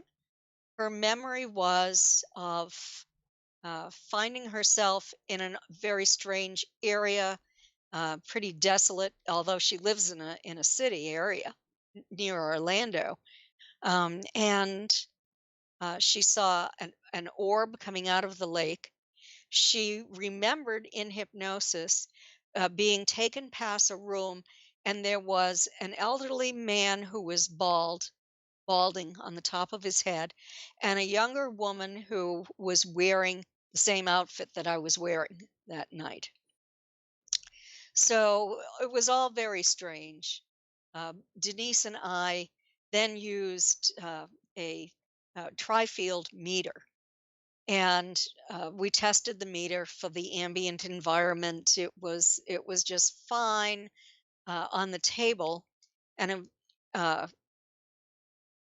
but what we discovered is we found it was fine when my husband came to try it. With the two of us there, it just in the electromagnetic field went to the highest reading and kept sounding. And we backed away from it and backed away from it. And it didn't go back to a normal reading until we were at least a dozen feet away from it. And then one remained behind, the other one walked up slowly as far as we could go without it beeping. That was about 10 feet. Then we called my husband to see if it was malfunctioning. He walked up to it, nothing happened. It was just fine, and just a normal reading. And so then Denise ended up taking it home and tried it with her husband, tried it with her daughter, just a normal reading for the two of them, an abnormal reading for her body. So that made us think about entering an electromagnetic field when you're being taken to craft. And I believe that that electromagnetic field, I've talked to 3 physicists about this, and they have told me that this is now about atomic structure. And they have, I said, is it possible to be passed through a vehicle, like the roof of a vehicle, or the windshield of a vehicle, or from the roof of your house, or through a window in your house? And they all told me that theoretically everything is in motion. Everything has a vibrational frequency. And that they said, remember that the atom is 99.9% empty space. And they said, all you have to do is line up frequency or align frequency and phase, and atoms can interpenetrate. And so I wrote about that in the alien abduction files. And so I think that that might have happened, and I think that we have evidence that there is an electromagnetic field. We tried this on with other experiencers too, shortly after they had been returned, and we had high readings on the tri-field meter in the electromagnetic range.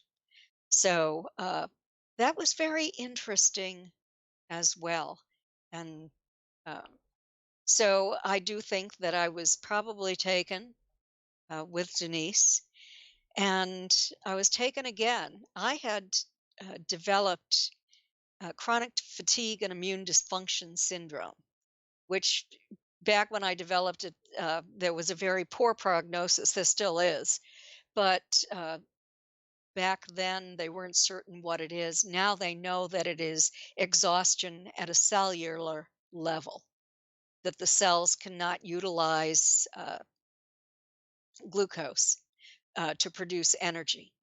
And I had that disease for many years, and an experiencer in Australia who was communicating with non-humans, he said he was, I didn't believe him really, but I decided to do a test, and he was going to permit me to speak to these non-humans. So I did via Skype, and I said, I think that it was your fault, that I think it was you who gave me this chronic fatigue and immune dysfunction syndrome, and I want you to heal me because I'm having a really difficult time doing my work. And so I didn't expect to be healed. But 4 nights later, I woke up in my bedroom, and there were entities there, and I was taken to craft or to some kind of environment. It didn't look like a regular craft that I saw. It was more like some kind of a matrix environment. And I was on a table, and there were 2 taller, kind of glowing beings up by my head. I saw a screen on the wall, and the screen showed probably the outline of my body, and it showed movement of energy passing through the body. And I was feeling a very strong tingling sensation all through my body. And I also was able to see certain organs inside my body that were highlighted, one in pink and one in mint green. And I saw this, and I could feel intense pain in those organs. But when I woke up the following morning, I felt like I was 24 years old again. I had no pain, and I was healed. I have Awesome. not had chronic fatigue and immune dysfunction syndrome since that day. So now I believe that experiencer in Australia who says that he communicates with a council of non-humans and a gray representative from that council, and his name is Paul Hamden, and it is just amazing. And I became interested in other experiencers who have received healing. I actually worked with a man from Canada, from Winnipeg. He permitted me to use his name. His name was Jim Schaefer, and I did a MUFON investigation of his case way back in about 2012 or 13. I think it was 2012. And then he contacted me sometime later and said that he thought he was abducted, and he had physical evidence on his shirt. He had feeling like he was just totally wiped out. He was trying to capture these things on camera too. He ended up having an implant removed that was investigated by a MUFON scientist, but unfortunately it had dissolved by the time it arrived at the laboratory. I wish that she had, there was some blood there. I wish that she had done a chemical analysis on the blood, but we didn't think of it. And she also analyzed a T-shirt he was wearing that he had put into a closet, and ended up, it turned pink over a period of a couple of weeks. And he ended up actually developing cancer. And he was very concerned. And so he was going to ask his non-human entities for healing, and I was going to ask my entities for healing as well for him. And he was able to capture a beautiful baby blue orb entering his home in his bedroom, sliding down the wall, flying like a butterfly across the room, and putting down iridescent tendrils and diving down into his body. He then fell asleep and slept for 12 hours. Wow. And when he woke up in the morning, the enlarged nodes on his neck that were cancerous were no longer visible. He had sent me photographs of all of this. It had been wrapping around to the back of his neck. He had been before an oncology team, and he was going to have surgery. He went in for the surgery. He had seen the doctor, and the nodes weren't visible, and the doctor asked him what happened, and he didn't dare tell the doctor what happened, the oncologist. And when they did the surgery, they removed 4 tiny necrotic nodes that were no longer cancerous. So that was pretty amazing, and caught on camera. There was a medical doctor that I had involved in this, Dr. Joseph Burks from California, who was part of the Edgar Mitchell Free Foundation, and I was Yes. also a member of that foundation and worked on their study on experiencers. And Dr. Burks believed that this did happen. He saw the video. I analyzed the video. He saw the video. He looked at Jim's medical records and wrote about this in Free's book, Beyond Incredible. UFOs. Incredible. Kathleen, we've got less than a minute left with you tonight. And what a special night it's been to have a legend like you on Spaced Out Radio again. I cannot wait for it to happen again. Please do me the favor and let everybody know where they can find your new book. They can go to my website if they live in the United States. The postage is just too high to Canada. But I am selling autographed copies for people who live in the United States on my website at Kathleen with a K Marden MARDEN.com. You can see where I'm going to be speaking this year there as well, and all of my books will come with autographs, either Denise's and mine alone, or Stanton Friedman's and mine, because I still have some of his labels. And you can also purchase this book at Barnes and Noble and Amazon. It's being sold in Walmart. It's being sold at Target stores. Beautiful. Yeah. So it's being sold in a lot of retail outlets Perfect. as well. If you can't find it there, you can get it online. Kathleen Marden, everybody. Coming up next, we have the SOR Newswire and the Thought of the Day. Stay tuned. Spaced Out Radio continues right after this.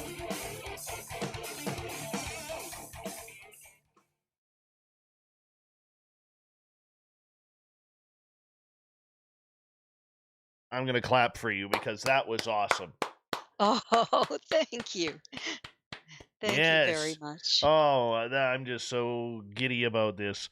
Giddy about this. Thank you for a great night here. I really do appreciate it. You are, like I said, a living legend in this field, and anytime you want to speak, I have a microphone to listen, and for our audience to Okay. listen. You just let me know.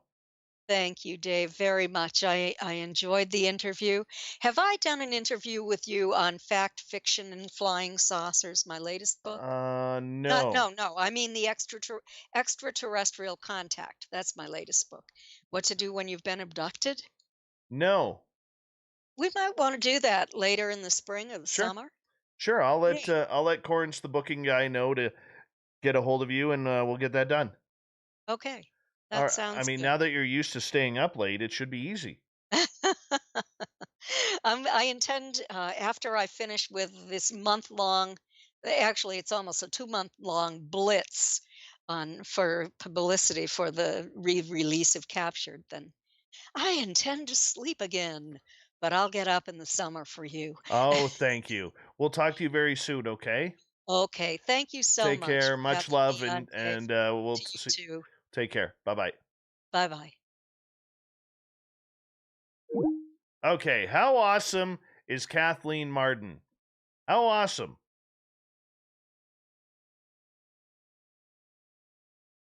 Mm-mm-mm.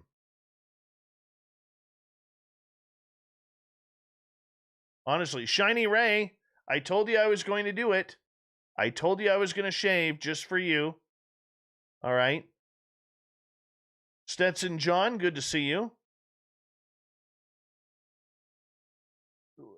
To be honest with you, one of the reasons why I shaved my beard was because Shiny Ray has a hearing impediment, and she reads lips. She could not see my lips because of my beard being so overgrown. So that's part of the inspiration that I had to shave my beard, was because I figured if it's her saying this, Shiny Ray that is, that there's probably others out there too, who are having troubles maybe with the show and maybe don't have closed captioning or whatever. So that's part of the reason why I decided to shave my beard. The other part is, I'll be honest with you, I was just sick of it. But Shiny Ray is the one who opened the door to making me get rid of it. Damn it, I have something in my teeth. I gotta turn away here for a second.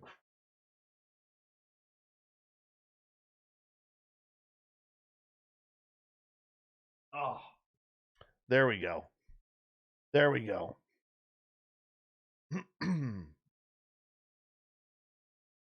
I'm going to try and set that up this weekend, Raul.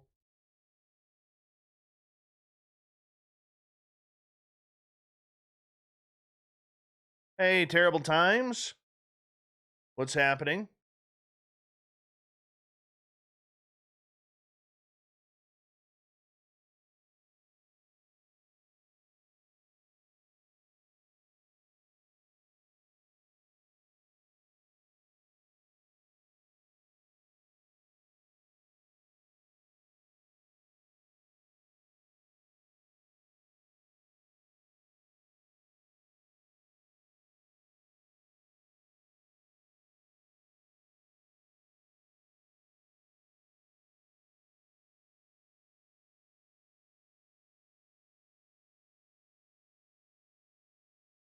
We got just over a minute.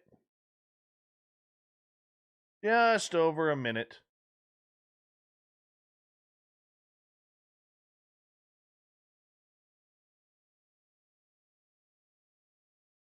Thanks, Irish Lincoln. Philip, I may do that. I may do that.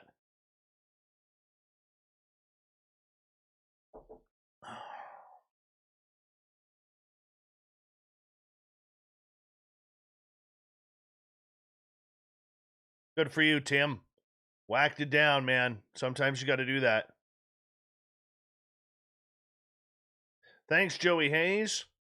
Appreciate that. Thank you to everybody who donated to the super chat tonight. 6 Hour, Philip Blair, Ange in Australia, Mr. Catfish, Fapster. Oh, gosh, tons of people tonight. I really do appreciate the support. Thank you so much. Let's have a fun last half hour here, and we'll get to it right now.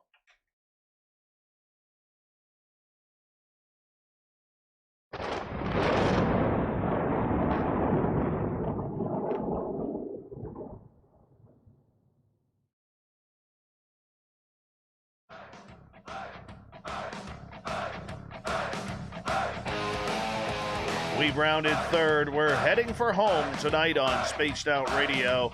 I am your host, Dave Scott. Thank you so much for joining us. Really do appreciate earning your listening ears. Want to remind you that if you miss most of this show or others, you can check out our free archives by going to youtube.com/Spaced Out Radio. Just do old Davey the favor, hit that subscribe button. Our website is spacedoutradio.com, where we have a plethora of features for you, including rocking out to Bumblefoot and reading up on Captain Shirk's SOR Newswire. Follow us on Twitter at Spaced Out Radio and on Instagram at Spaced Out Radio Show. Speaking of the news,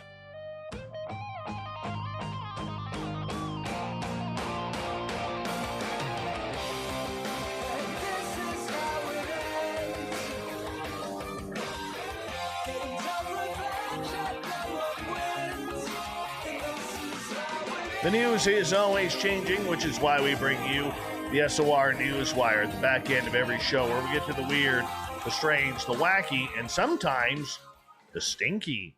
In what may not be a media-orchestrated smear campaign, the White House pool reports that a poo incident occurred in some of the nation's more hallowed halls. Many correspondents are saying that a pile of feces appeared on the floor outside the diplomatic reception room on Wednesday, and although not a single witness to the crime has come forward, everyone is sharing the opinion as to who done it.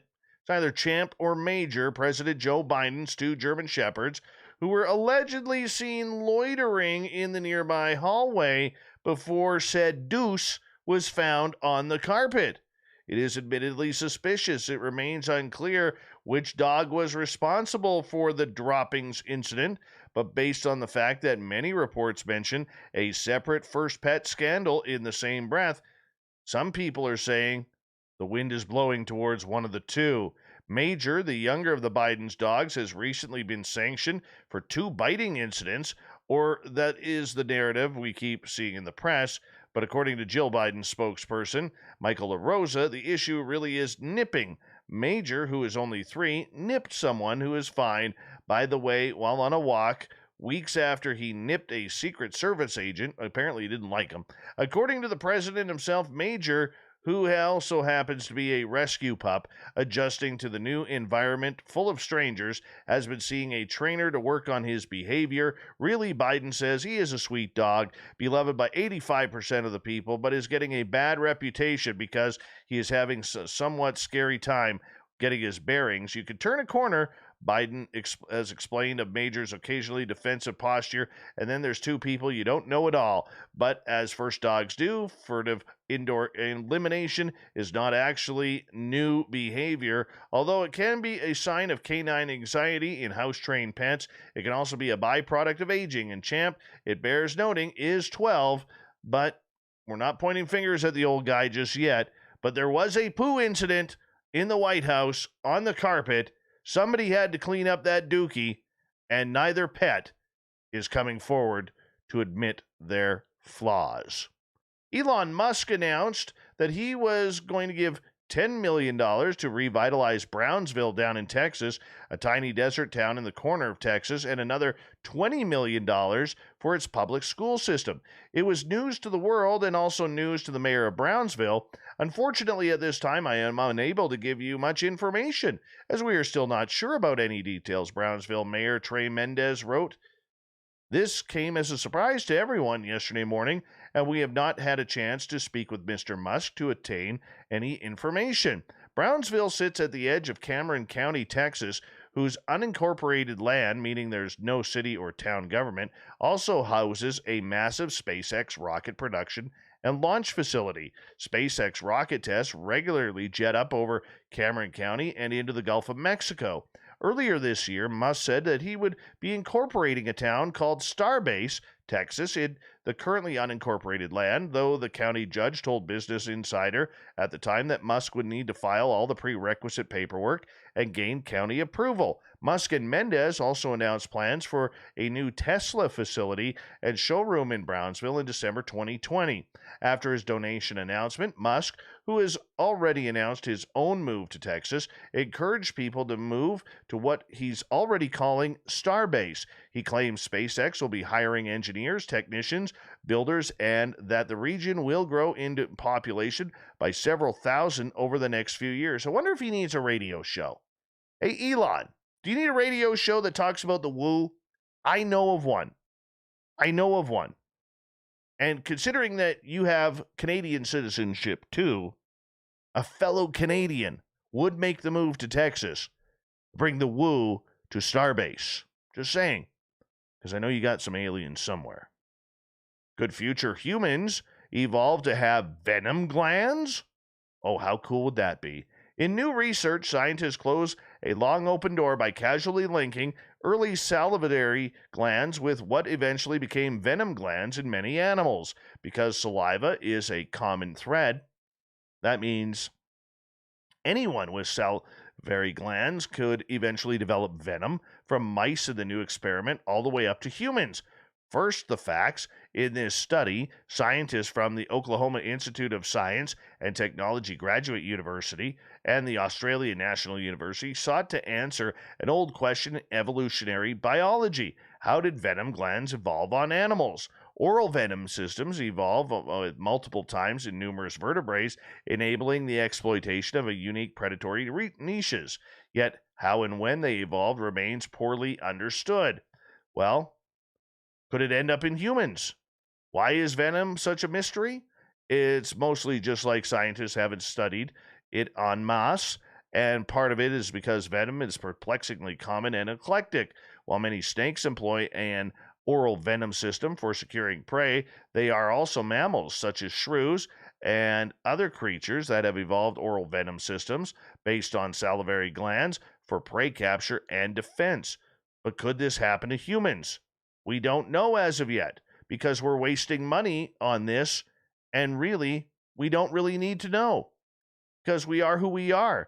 If it morphs, it morphs, but it's still a couple million years away to have them venom glands. You imagine dating on Twitter? What kind of venom do you have? What kind of venom do your glands have? I don't know. Grizzly bears can run really fast, but not for very long, and they seem to prefer not to. In fact, research shows that bears are partial to the same kinds of hiking trails and walking speeds as humans, despite not being the most energy efficient for their ursine bodies. So, in another useless scientific study that costs a lot of money, where the money could have been used, I don't know, how about for tinnitus? How about for helping cure diseases? No, we're going to measure grizzly bears walking on a treadmill. And then we're going to watch grizzly bears for 6 minutes at varying speeds and gradients to learn that grizzly bears do not like walking uphill. Seriously, people, when we talk about the education system wasting money, grizzly bears on a treadmill. I thought a few years ago when we brought out the story about cougars on a treadmill that was like a $300,000 grant was absolutely ridiculous. Now we got grizzly bears. what is the purpose of this? Well, let's find out from Anthony Carnahan.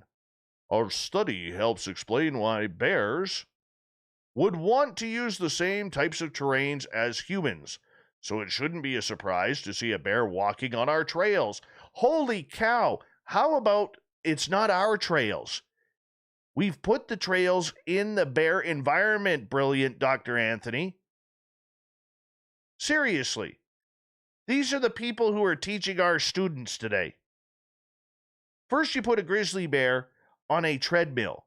Then you're absolutely blown away that a grizzly bear would walk on an easy trail that's been carved out by humans, saying that it's our trails when the trails are in their environment? See, stuff like this fires me up. I have no problem with universities. I think universities do great work. Could you imagine this money being studied on what Kathleen Marden just talked about? Instead, we are wasting hundreds of thousands of dollars to watch grizzly bears get tired walking uphill on an incline on a treadmill. Think about that, people. Even if you're not into the woo, okay, that money could be spent on something. I've got tinnitus. My ears ring all the time. Guess what? No cure for it. I would love to see somebody put major money into that because it affects a lot of people. But no, we got to throw money at grizzly bears walking up treadmills and getting tired walking uphill, and us learning that they don't like to walk uphill, but they like to walk on our trails where our trails are on their property. Makes sense to me. Great science there. Great science. We should all be pissed off at that, by the way. We should all be pissed off at that. Seriously. A man in Australia given one hell of a fright after a massive huntsman spider hurled itself at him. Oh my gosh. Yep, the man was on a holiday in Queensland when he spotted the leggy arachnid crawling up his ATV. He promptly got off and started filming the beast, which was probably about 9 inches long. Yep, crept along the handlebars. That's never a good sign. But the man was wrong to think that he had got away from the supersized spider, because just like that, the huntsman spider decided to launch itself in his direction, prompting him to scream like any of us manly people would do, in a way that most of us, would. Well, let's face it, we hate spiders. They're great for the environment. They are. Okay, I don't like killing spiders because they take out a lot of rodents and bugs. But they're ugly. They're ugly and they're scary. Let's just be honest. Apparently they're not venomous and won't do you any harm. But no, they'll just jump on you and walk all over your face and with their little pinchers on the front. See, when I had my beard, because I shaved my beard, people, all right, I couldn't make that sound. But now that I have no beard, yeah. Arachnologist Dr. Lizzie Lowe said huntsmen don't have very good eyesight. They see light and dark and movement. That's about all. They will never intentionally run towards you because they're small. Small? This thing's like 5 inches long. Oh. No, this guy got freaked out, reacted the way everyone should. And if you have massive spiders, see, this is why Australia is dangerous. The animals will kill you in the water. They'll kill you on land. They'll kill you in fresh water because that's where the bull sharks are and the crocodiles. All right? On land, you got the snakes. You got the spiders trying to eat your face. There's a lot of stuff going on in Australia. Those are tough people down there. Tough people. They walk upside down, too, because they're at the bottom of the earth. All right. Minor league baseball team in Tennessee said its mascot costume was recovered after it was one of several items stolen from an office.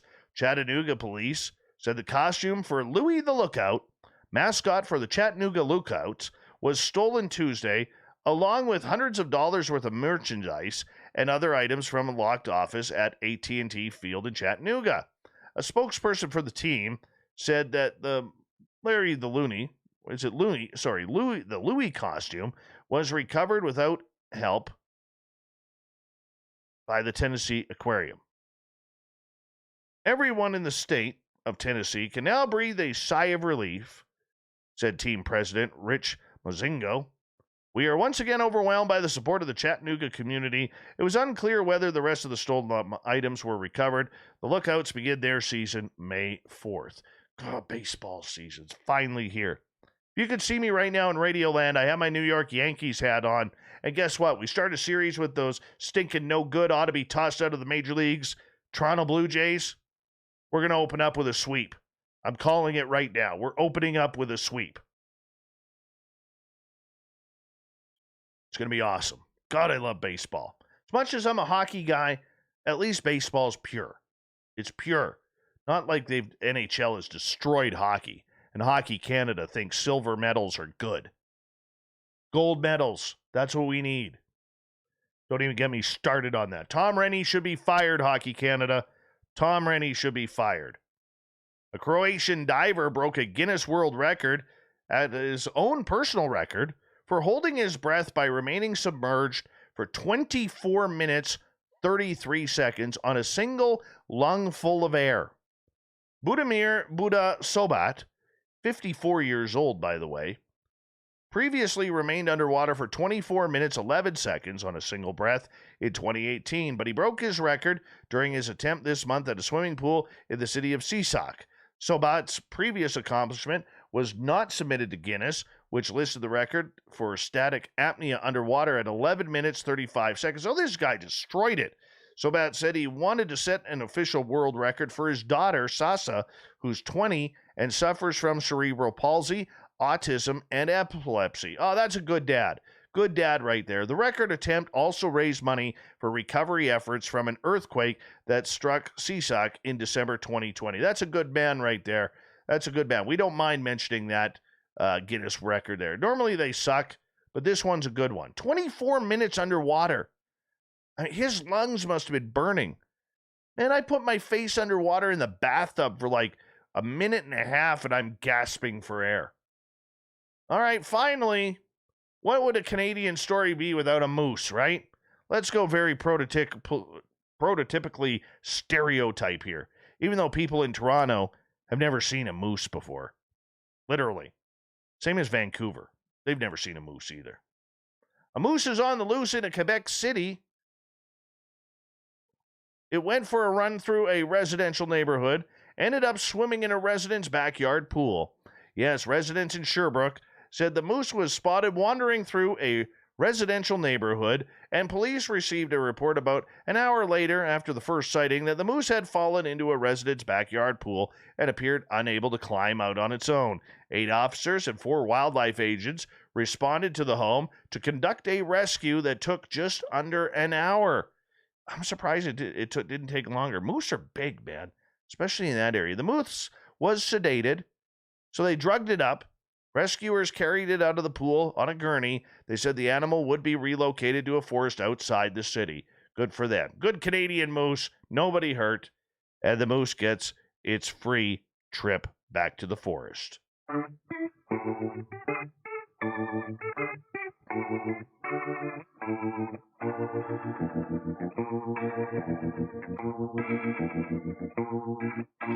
Thought of the Dave happens every night at this time, where we ask a question on our Facebook and Twitter pages, then read your responses on the air because we love the audience participation around here. Today's Thought of the Dave is as follows. What's your thoughts on the Betty and Barney Hill abduction case? Let's head over to Twitter. Start off with Mark. Their recollection of that night's events are too similar to be made up. I agree with you, Mark. 13 Ballads. Logic says the aliens would have collected data on more than just 2 humans in September 1961. Anybody else come forward in that window of collecting samples and data? No idea.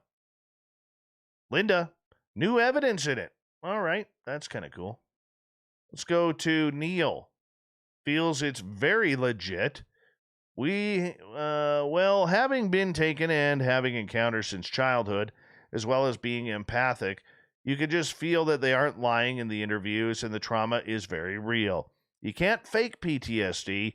No one in their right mind would want the attention that you get from coming out on this subject. Robin, the original. Betty even mapped out star systems that were undiscovered at the time.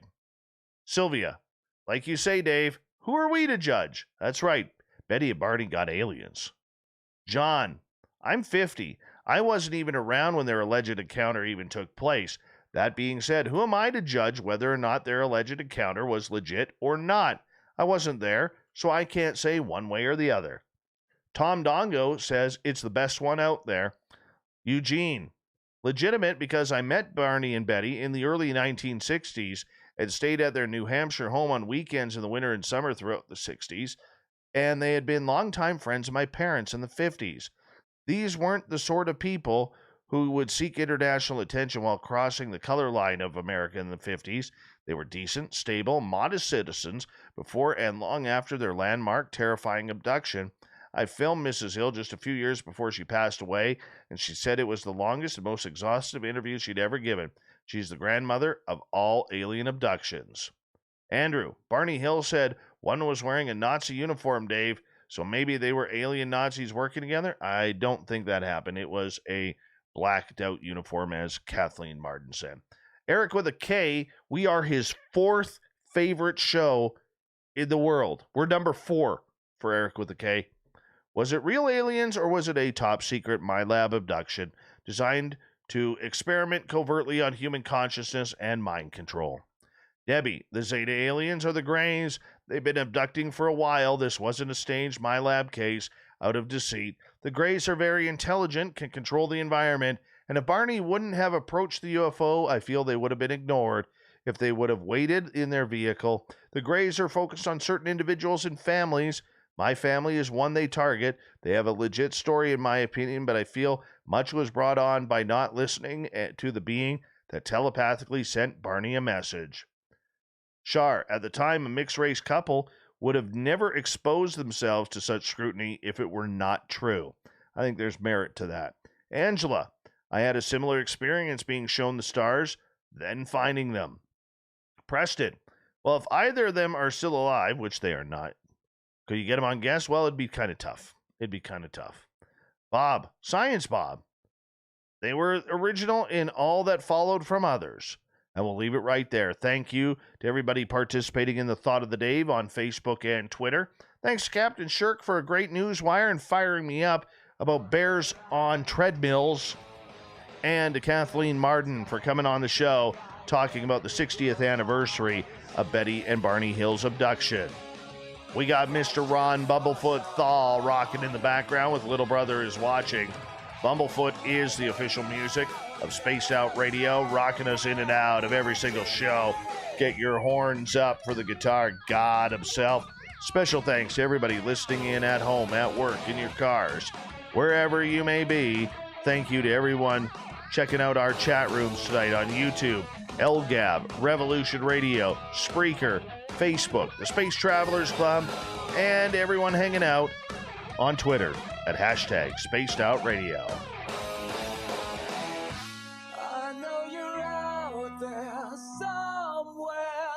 Remember, this show is copyright by Spaced Out Radio and SOR Media Ventures Limited. Thank you so much for choosing to share your evening with us, because together, my friends, we own the night. Mr. Bumblefoot, we need a favor. We need you to take us home.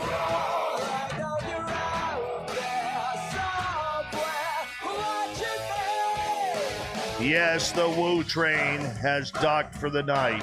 But tomorrow, my friends, we shall ride again. Your seats are always available. Your tickets never expire. And if you want to bring a friend, we've got room for them too. Good night.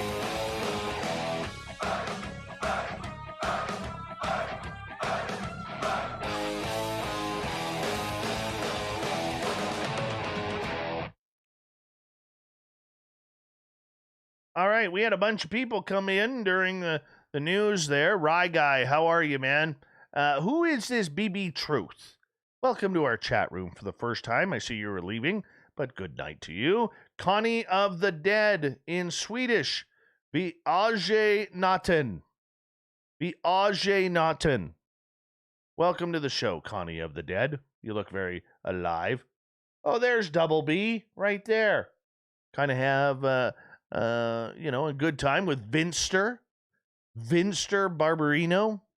We love him. Super Quest, how are you, man? How's my good friend? Parkway, nice to have you here. Big J, what's happening? Power show tonight. Complete power show. Every now and again, Corin's the booking guy. Absolutely nails it. Nailed another one tonight. Good home run, Corin's the booking guy. Well, you get shit done around here. Nilbog Lort, where have you been hiding? Haven't seen you forever. Good old Nilbog Lort.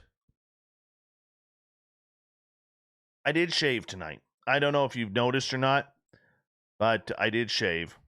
But remember, people, the Mighty Moose Beard Oil at mightymoosebeard.com literally is not just a beard oil. No. And people take note, especially the ladies. All you got to do, give a couple of dabs, double drops in your hand like that. Rub it in. And if you don't have a beard, Kris Kringle, where have you been hiding lately? You just rub it into your hair. That's it. It helps. It helps, literally, to make sure there's no split ends. It's all natural, no chemicals. Yeah, and it smells great. Go to mightymoosebeard.com. Use promo code SOR2019. And Gary the Dutchman, and you know as well as I do, it's hard to get a deal out of a Dutchman. But Gary the Dutchman's going to give you a deal if you use SOR2019. And by the way, BB Truth, absolutely zero male pattern baldness on that. Just saying. I know. The rest of me's gone to hell, but goddamn, I got nice hair. It's true.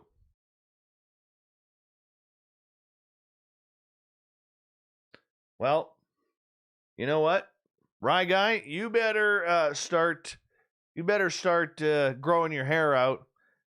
Seriously, Mitchell, darling, what is up, man? What is up?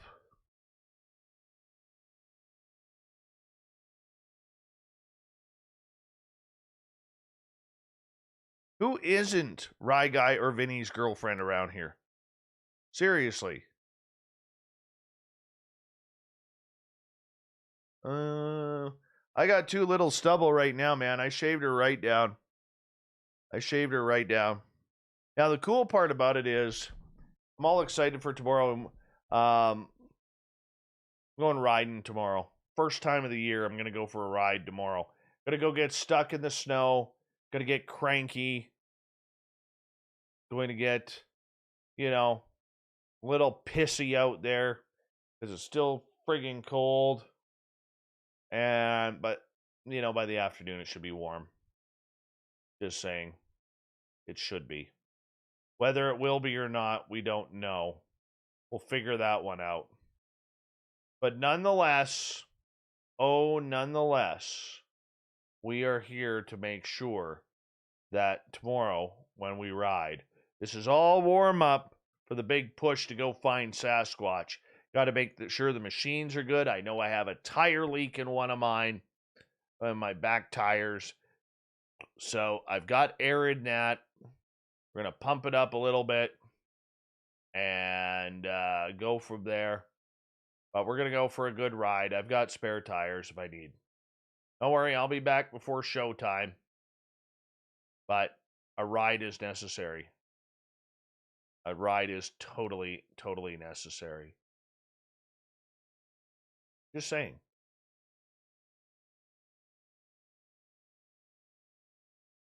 And if you've never ridden on a side-by-side before, totally missing out.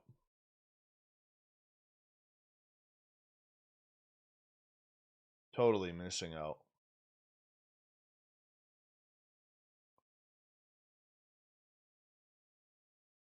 Can you talk about the simulation theory? I don't even know what the simulation theory is, so I'm probably not the guy to talk about it.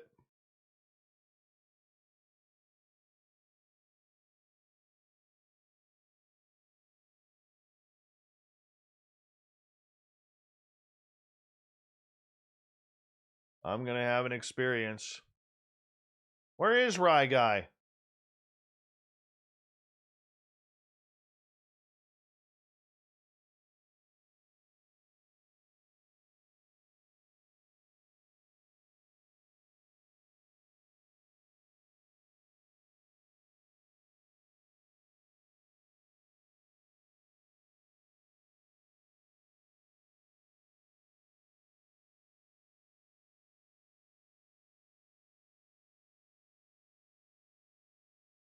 Gail is asking, because she's texting me right now.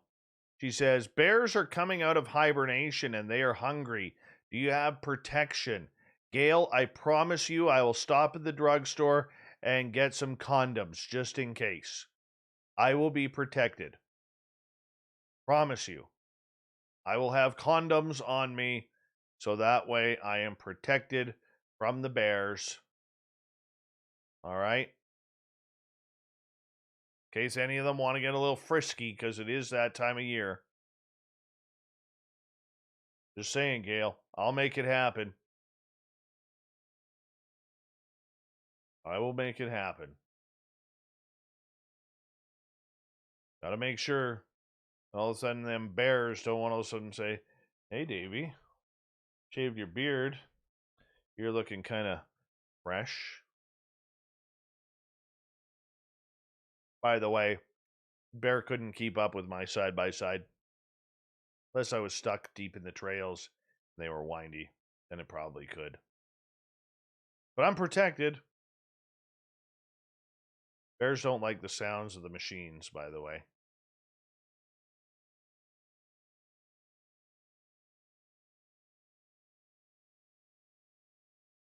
Oh, we're not going deep into the forest.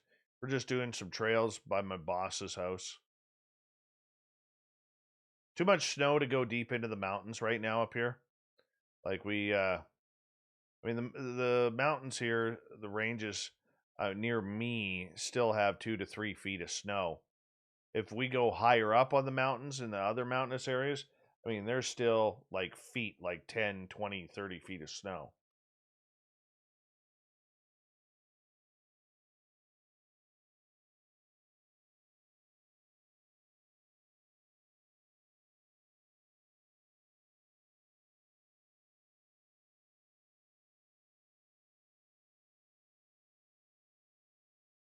Just don't wear the underwear with your portrait. Rafaela, you wouldn't believe that I actually gotten shit for that. I did.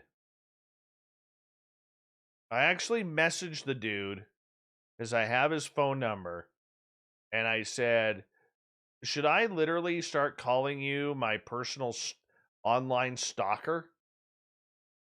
Because you're checking out everything I do on the show now? Yeah, I'm not going to mention who it is. That's irrelevant. Because deep down, I really do like the guy, even though this person, for whatever reason, can't stand me. Don't really care. But, yeah. Dude went and did an entire blog saying how unprofessional and disgraceful I was to the field of ufology for not only promoting woo, but now women's underwear.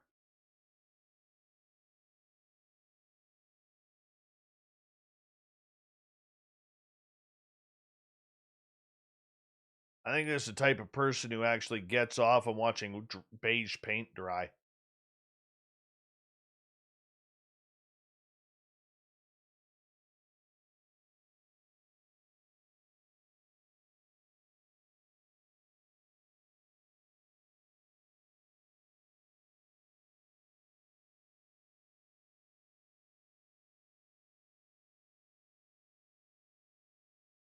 Oh, hey, Clam. Hey, BB Truth, thank you so much for the super chat. I hope you do us a favor and hit that subscribe button as well, because that would be really cool.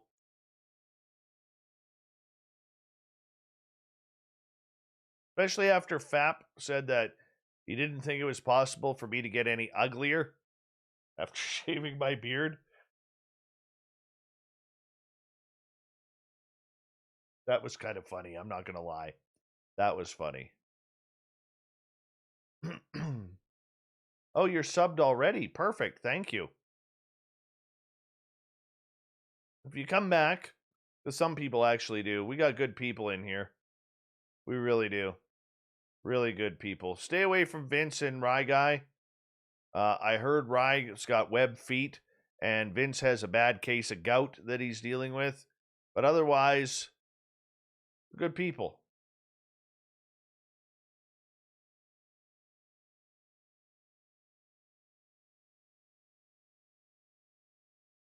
Hey, Vinster, what's going on, buddy? Thank you. Thank you for the super chat, man. I appreciate that. Vince, all exciting. Next week is Geraldine Orozco night.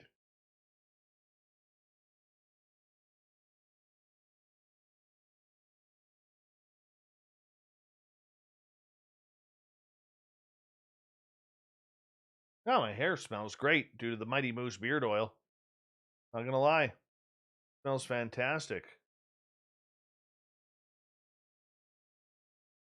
Give me 2 seconds here, guys.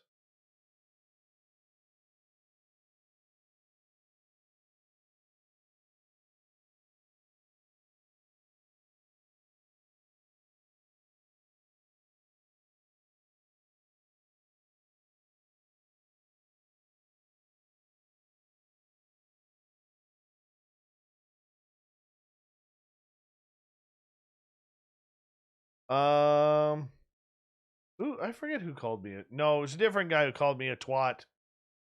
That was awesome. That was awesome. The guy who called me a twat. I just thought that was great.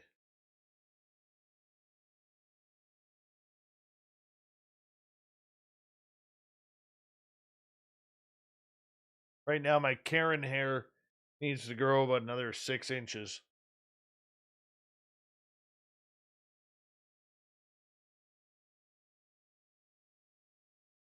Fabster's head is not 50 pounds. Vince, come on. Give the guy a break. Okay, I know you're trying to be generous, but last time he weighed the melon, it was around 89 pounds. Our Keith is Friday night. Our Keith Andrews is Friday night.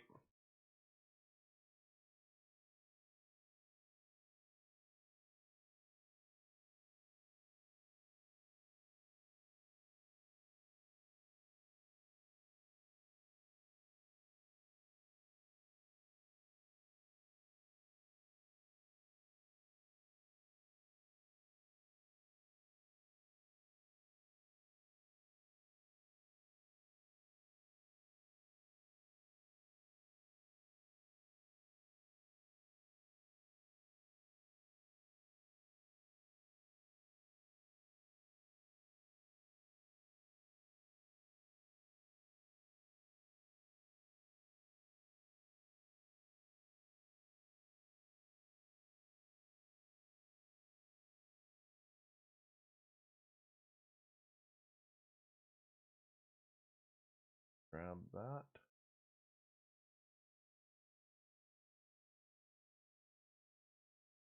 Dave needs to see the manager. That's right.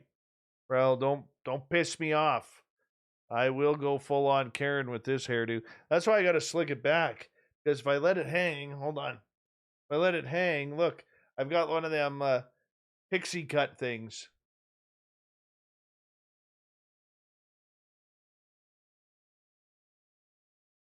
I got to slick it on back to make sure that doesn't look like I got a Karen hairdo.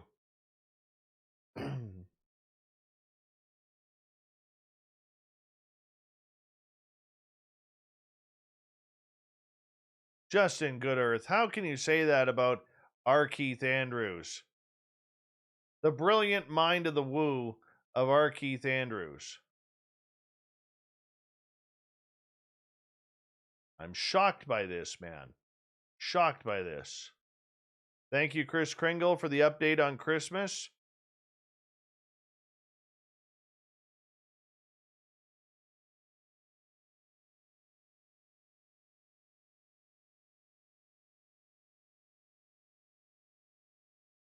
Here, I'll make it a real Karen hair for you. Hold on.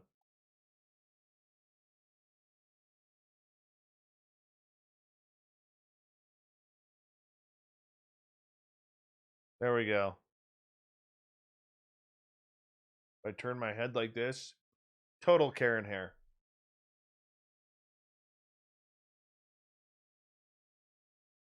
I want to speak to your manager about the bears on the fucking treadmills.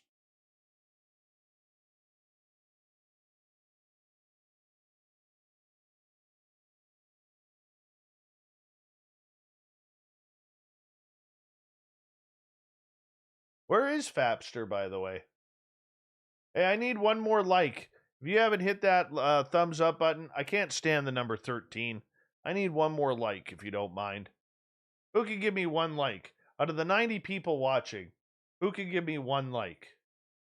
That's all I want. Thank you. Whoever you are a friggin' savior. You have no idea how much I hate the number 13.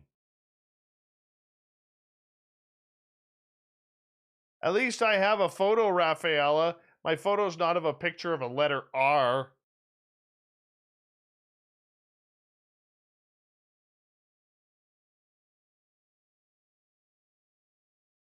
The hell are you talking about, Justin? Hold on, I gotta catch up. You only have one mask, fascist? I don't get it. Philip Baca, what's happening? Big question, is the beer in a baggie? Right here, buddy. Brett Lewis, would I disappoint? There's the beard right there. There it is, right there. Yeah. I've got her. Got her all right here. It's a beautiful thing.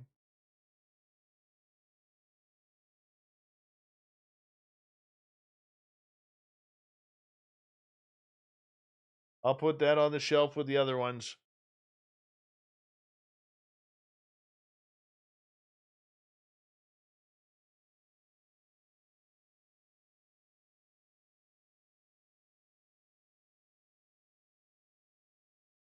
I'll be honest, I feel lighter.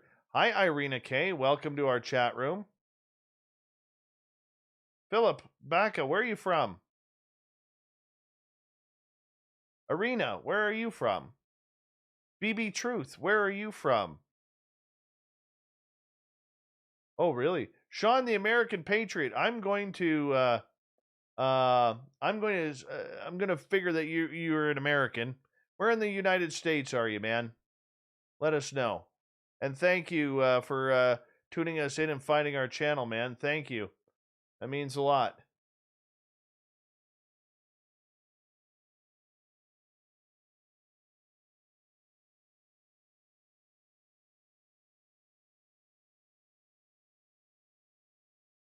Give me 2 seconds here, guys.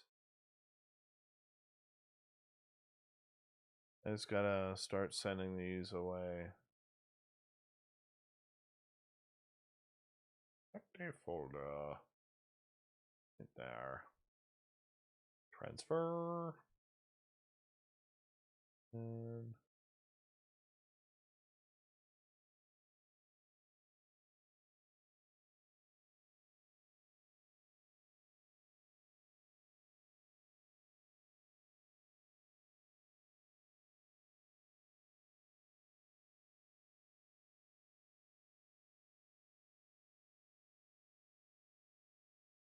all right, let's find out where you guys are from. Virginia Beach. Very cool. Thanks for listening in. Appreciate it. Hey, rock the gas bar. Rock the gas bar.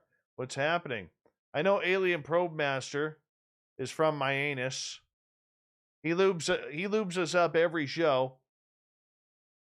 Just to make sure he can just get that alien pink piston flowing right in there. Philip's from Albuquerque. Very cool. BB Truth is from Ohio. That's awesome. Olin's from Minnesota.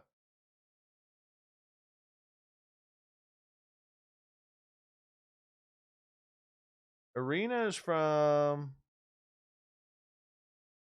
Hold on, great hair. Originally Vladimir, but mostly Alabama. Okay.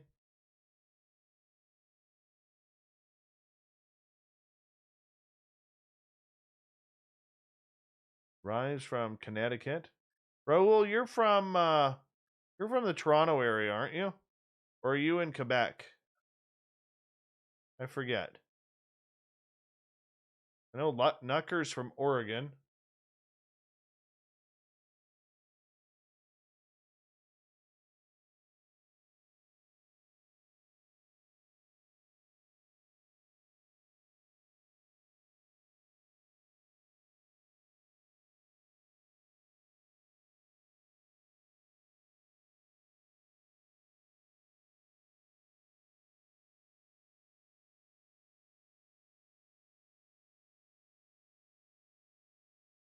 There's a lot of weird stuff that happens in Ohio. Let's just be honest. A lot of weird stuff that happens in Ohio.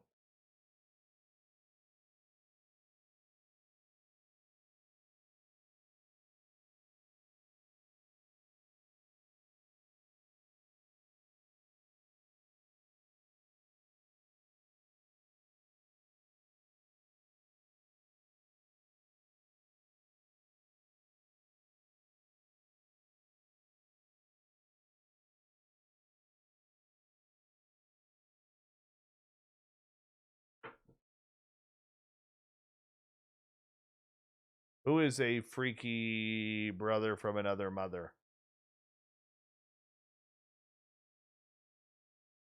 Nilbog is from Tucson, as Marina, born in Russia, adopted and raised in Alabama, where I still reside. Very cool.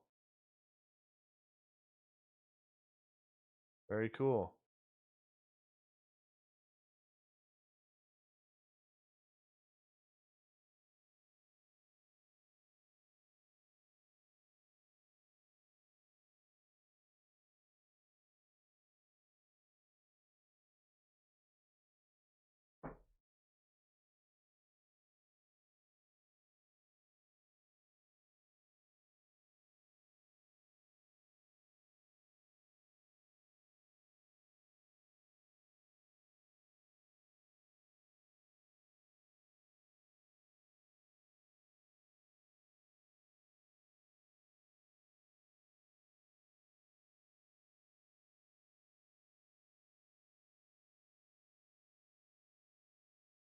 It is quiet. Because we're all waiting to get probed after you lubed us up there, alien probe master. We're all a little nervous in anticipation.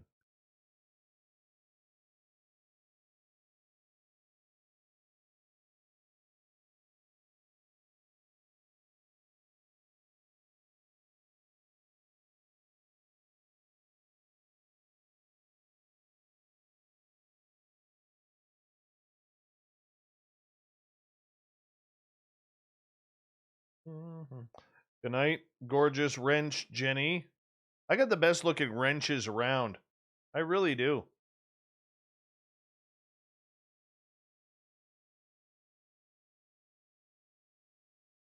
Oh, why is YouTube there? Stuttering there a little bit. I don't know.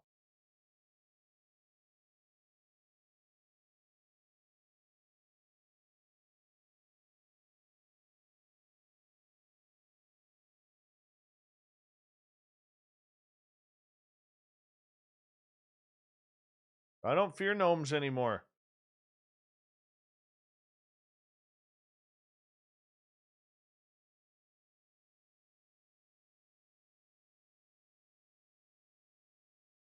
By wrenches, not wenches.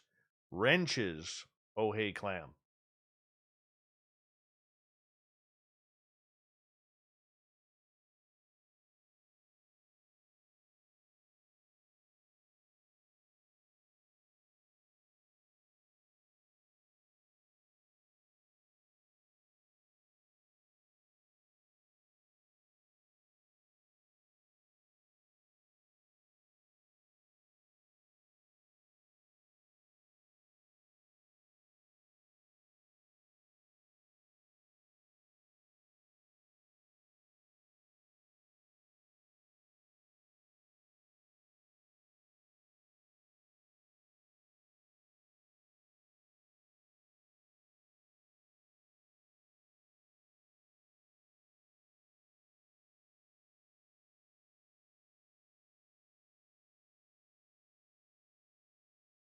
hell am I doing?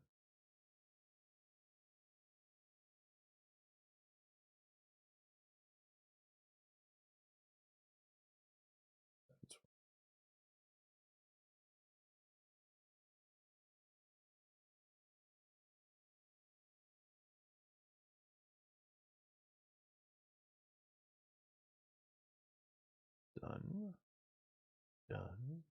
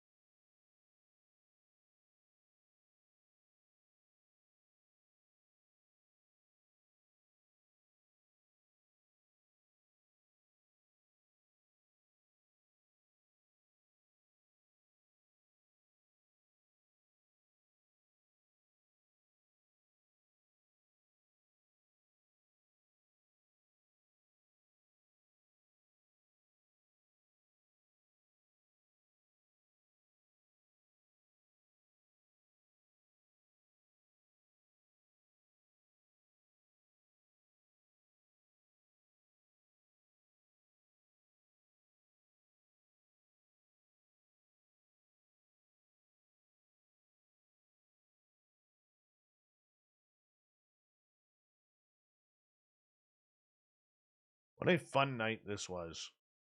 Just a real fun night.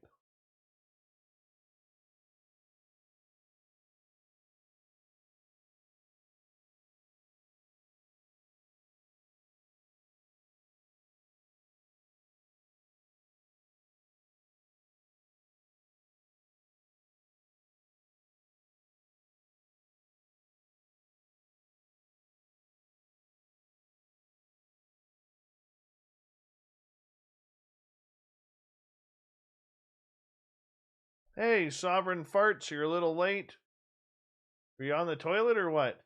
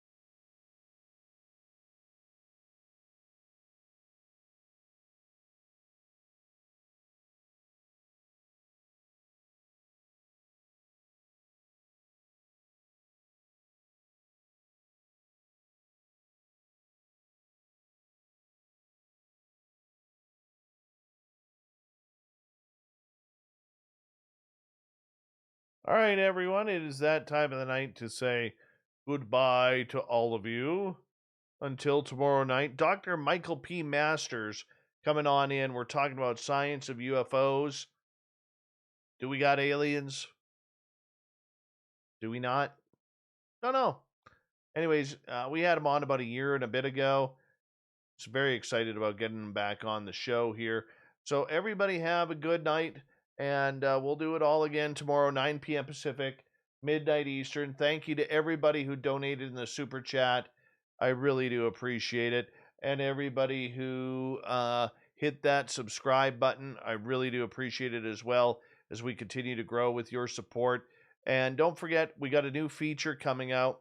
Well, it's already come out, and I've got a couple of interviews to do regarding a new feature we got called the SOR True Tales, where we are doing like creepypasta type stories, but you're going to be the one voicing your own story, and it's going to be real. Doesn't matter whether it's scary, whether it's weird, whether it's ghostly, paranormal, cryptid, supernatural. I want to hear about it. Hello, gorgeous, not another Heather. And the Murray. You guys are getting here late. We're just wrapping things up. This is why on the new website, there's going to be a chat room on our new website. So you guys, once we end this stream, you guys can carry on over there. See, I'm always thinking of you guys. Excuse me. Always thinking of you guys. So, I'm going to call it the night tonight because I got to get to bed. I got a long day tomorrow. And I got to start getting this computer set up for our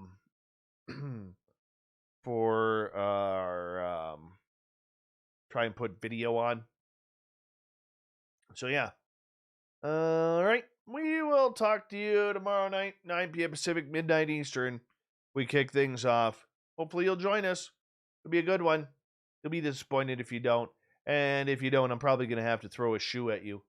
But I know the majority will be here. Talk to you soon, everyone. Bye-bye.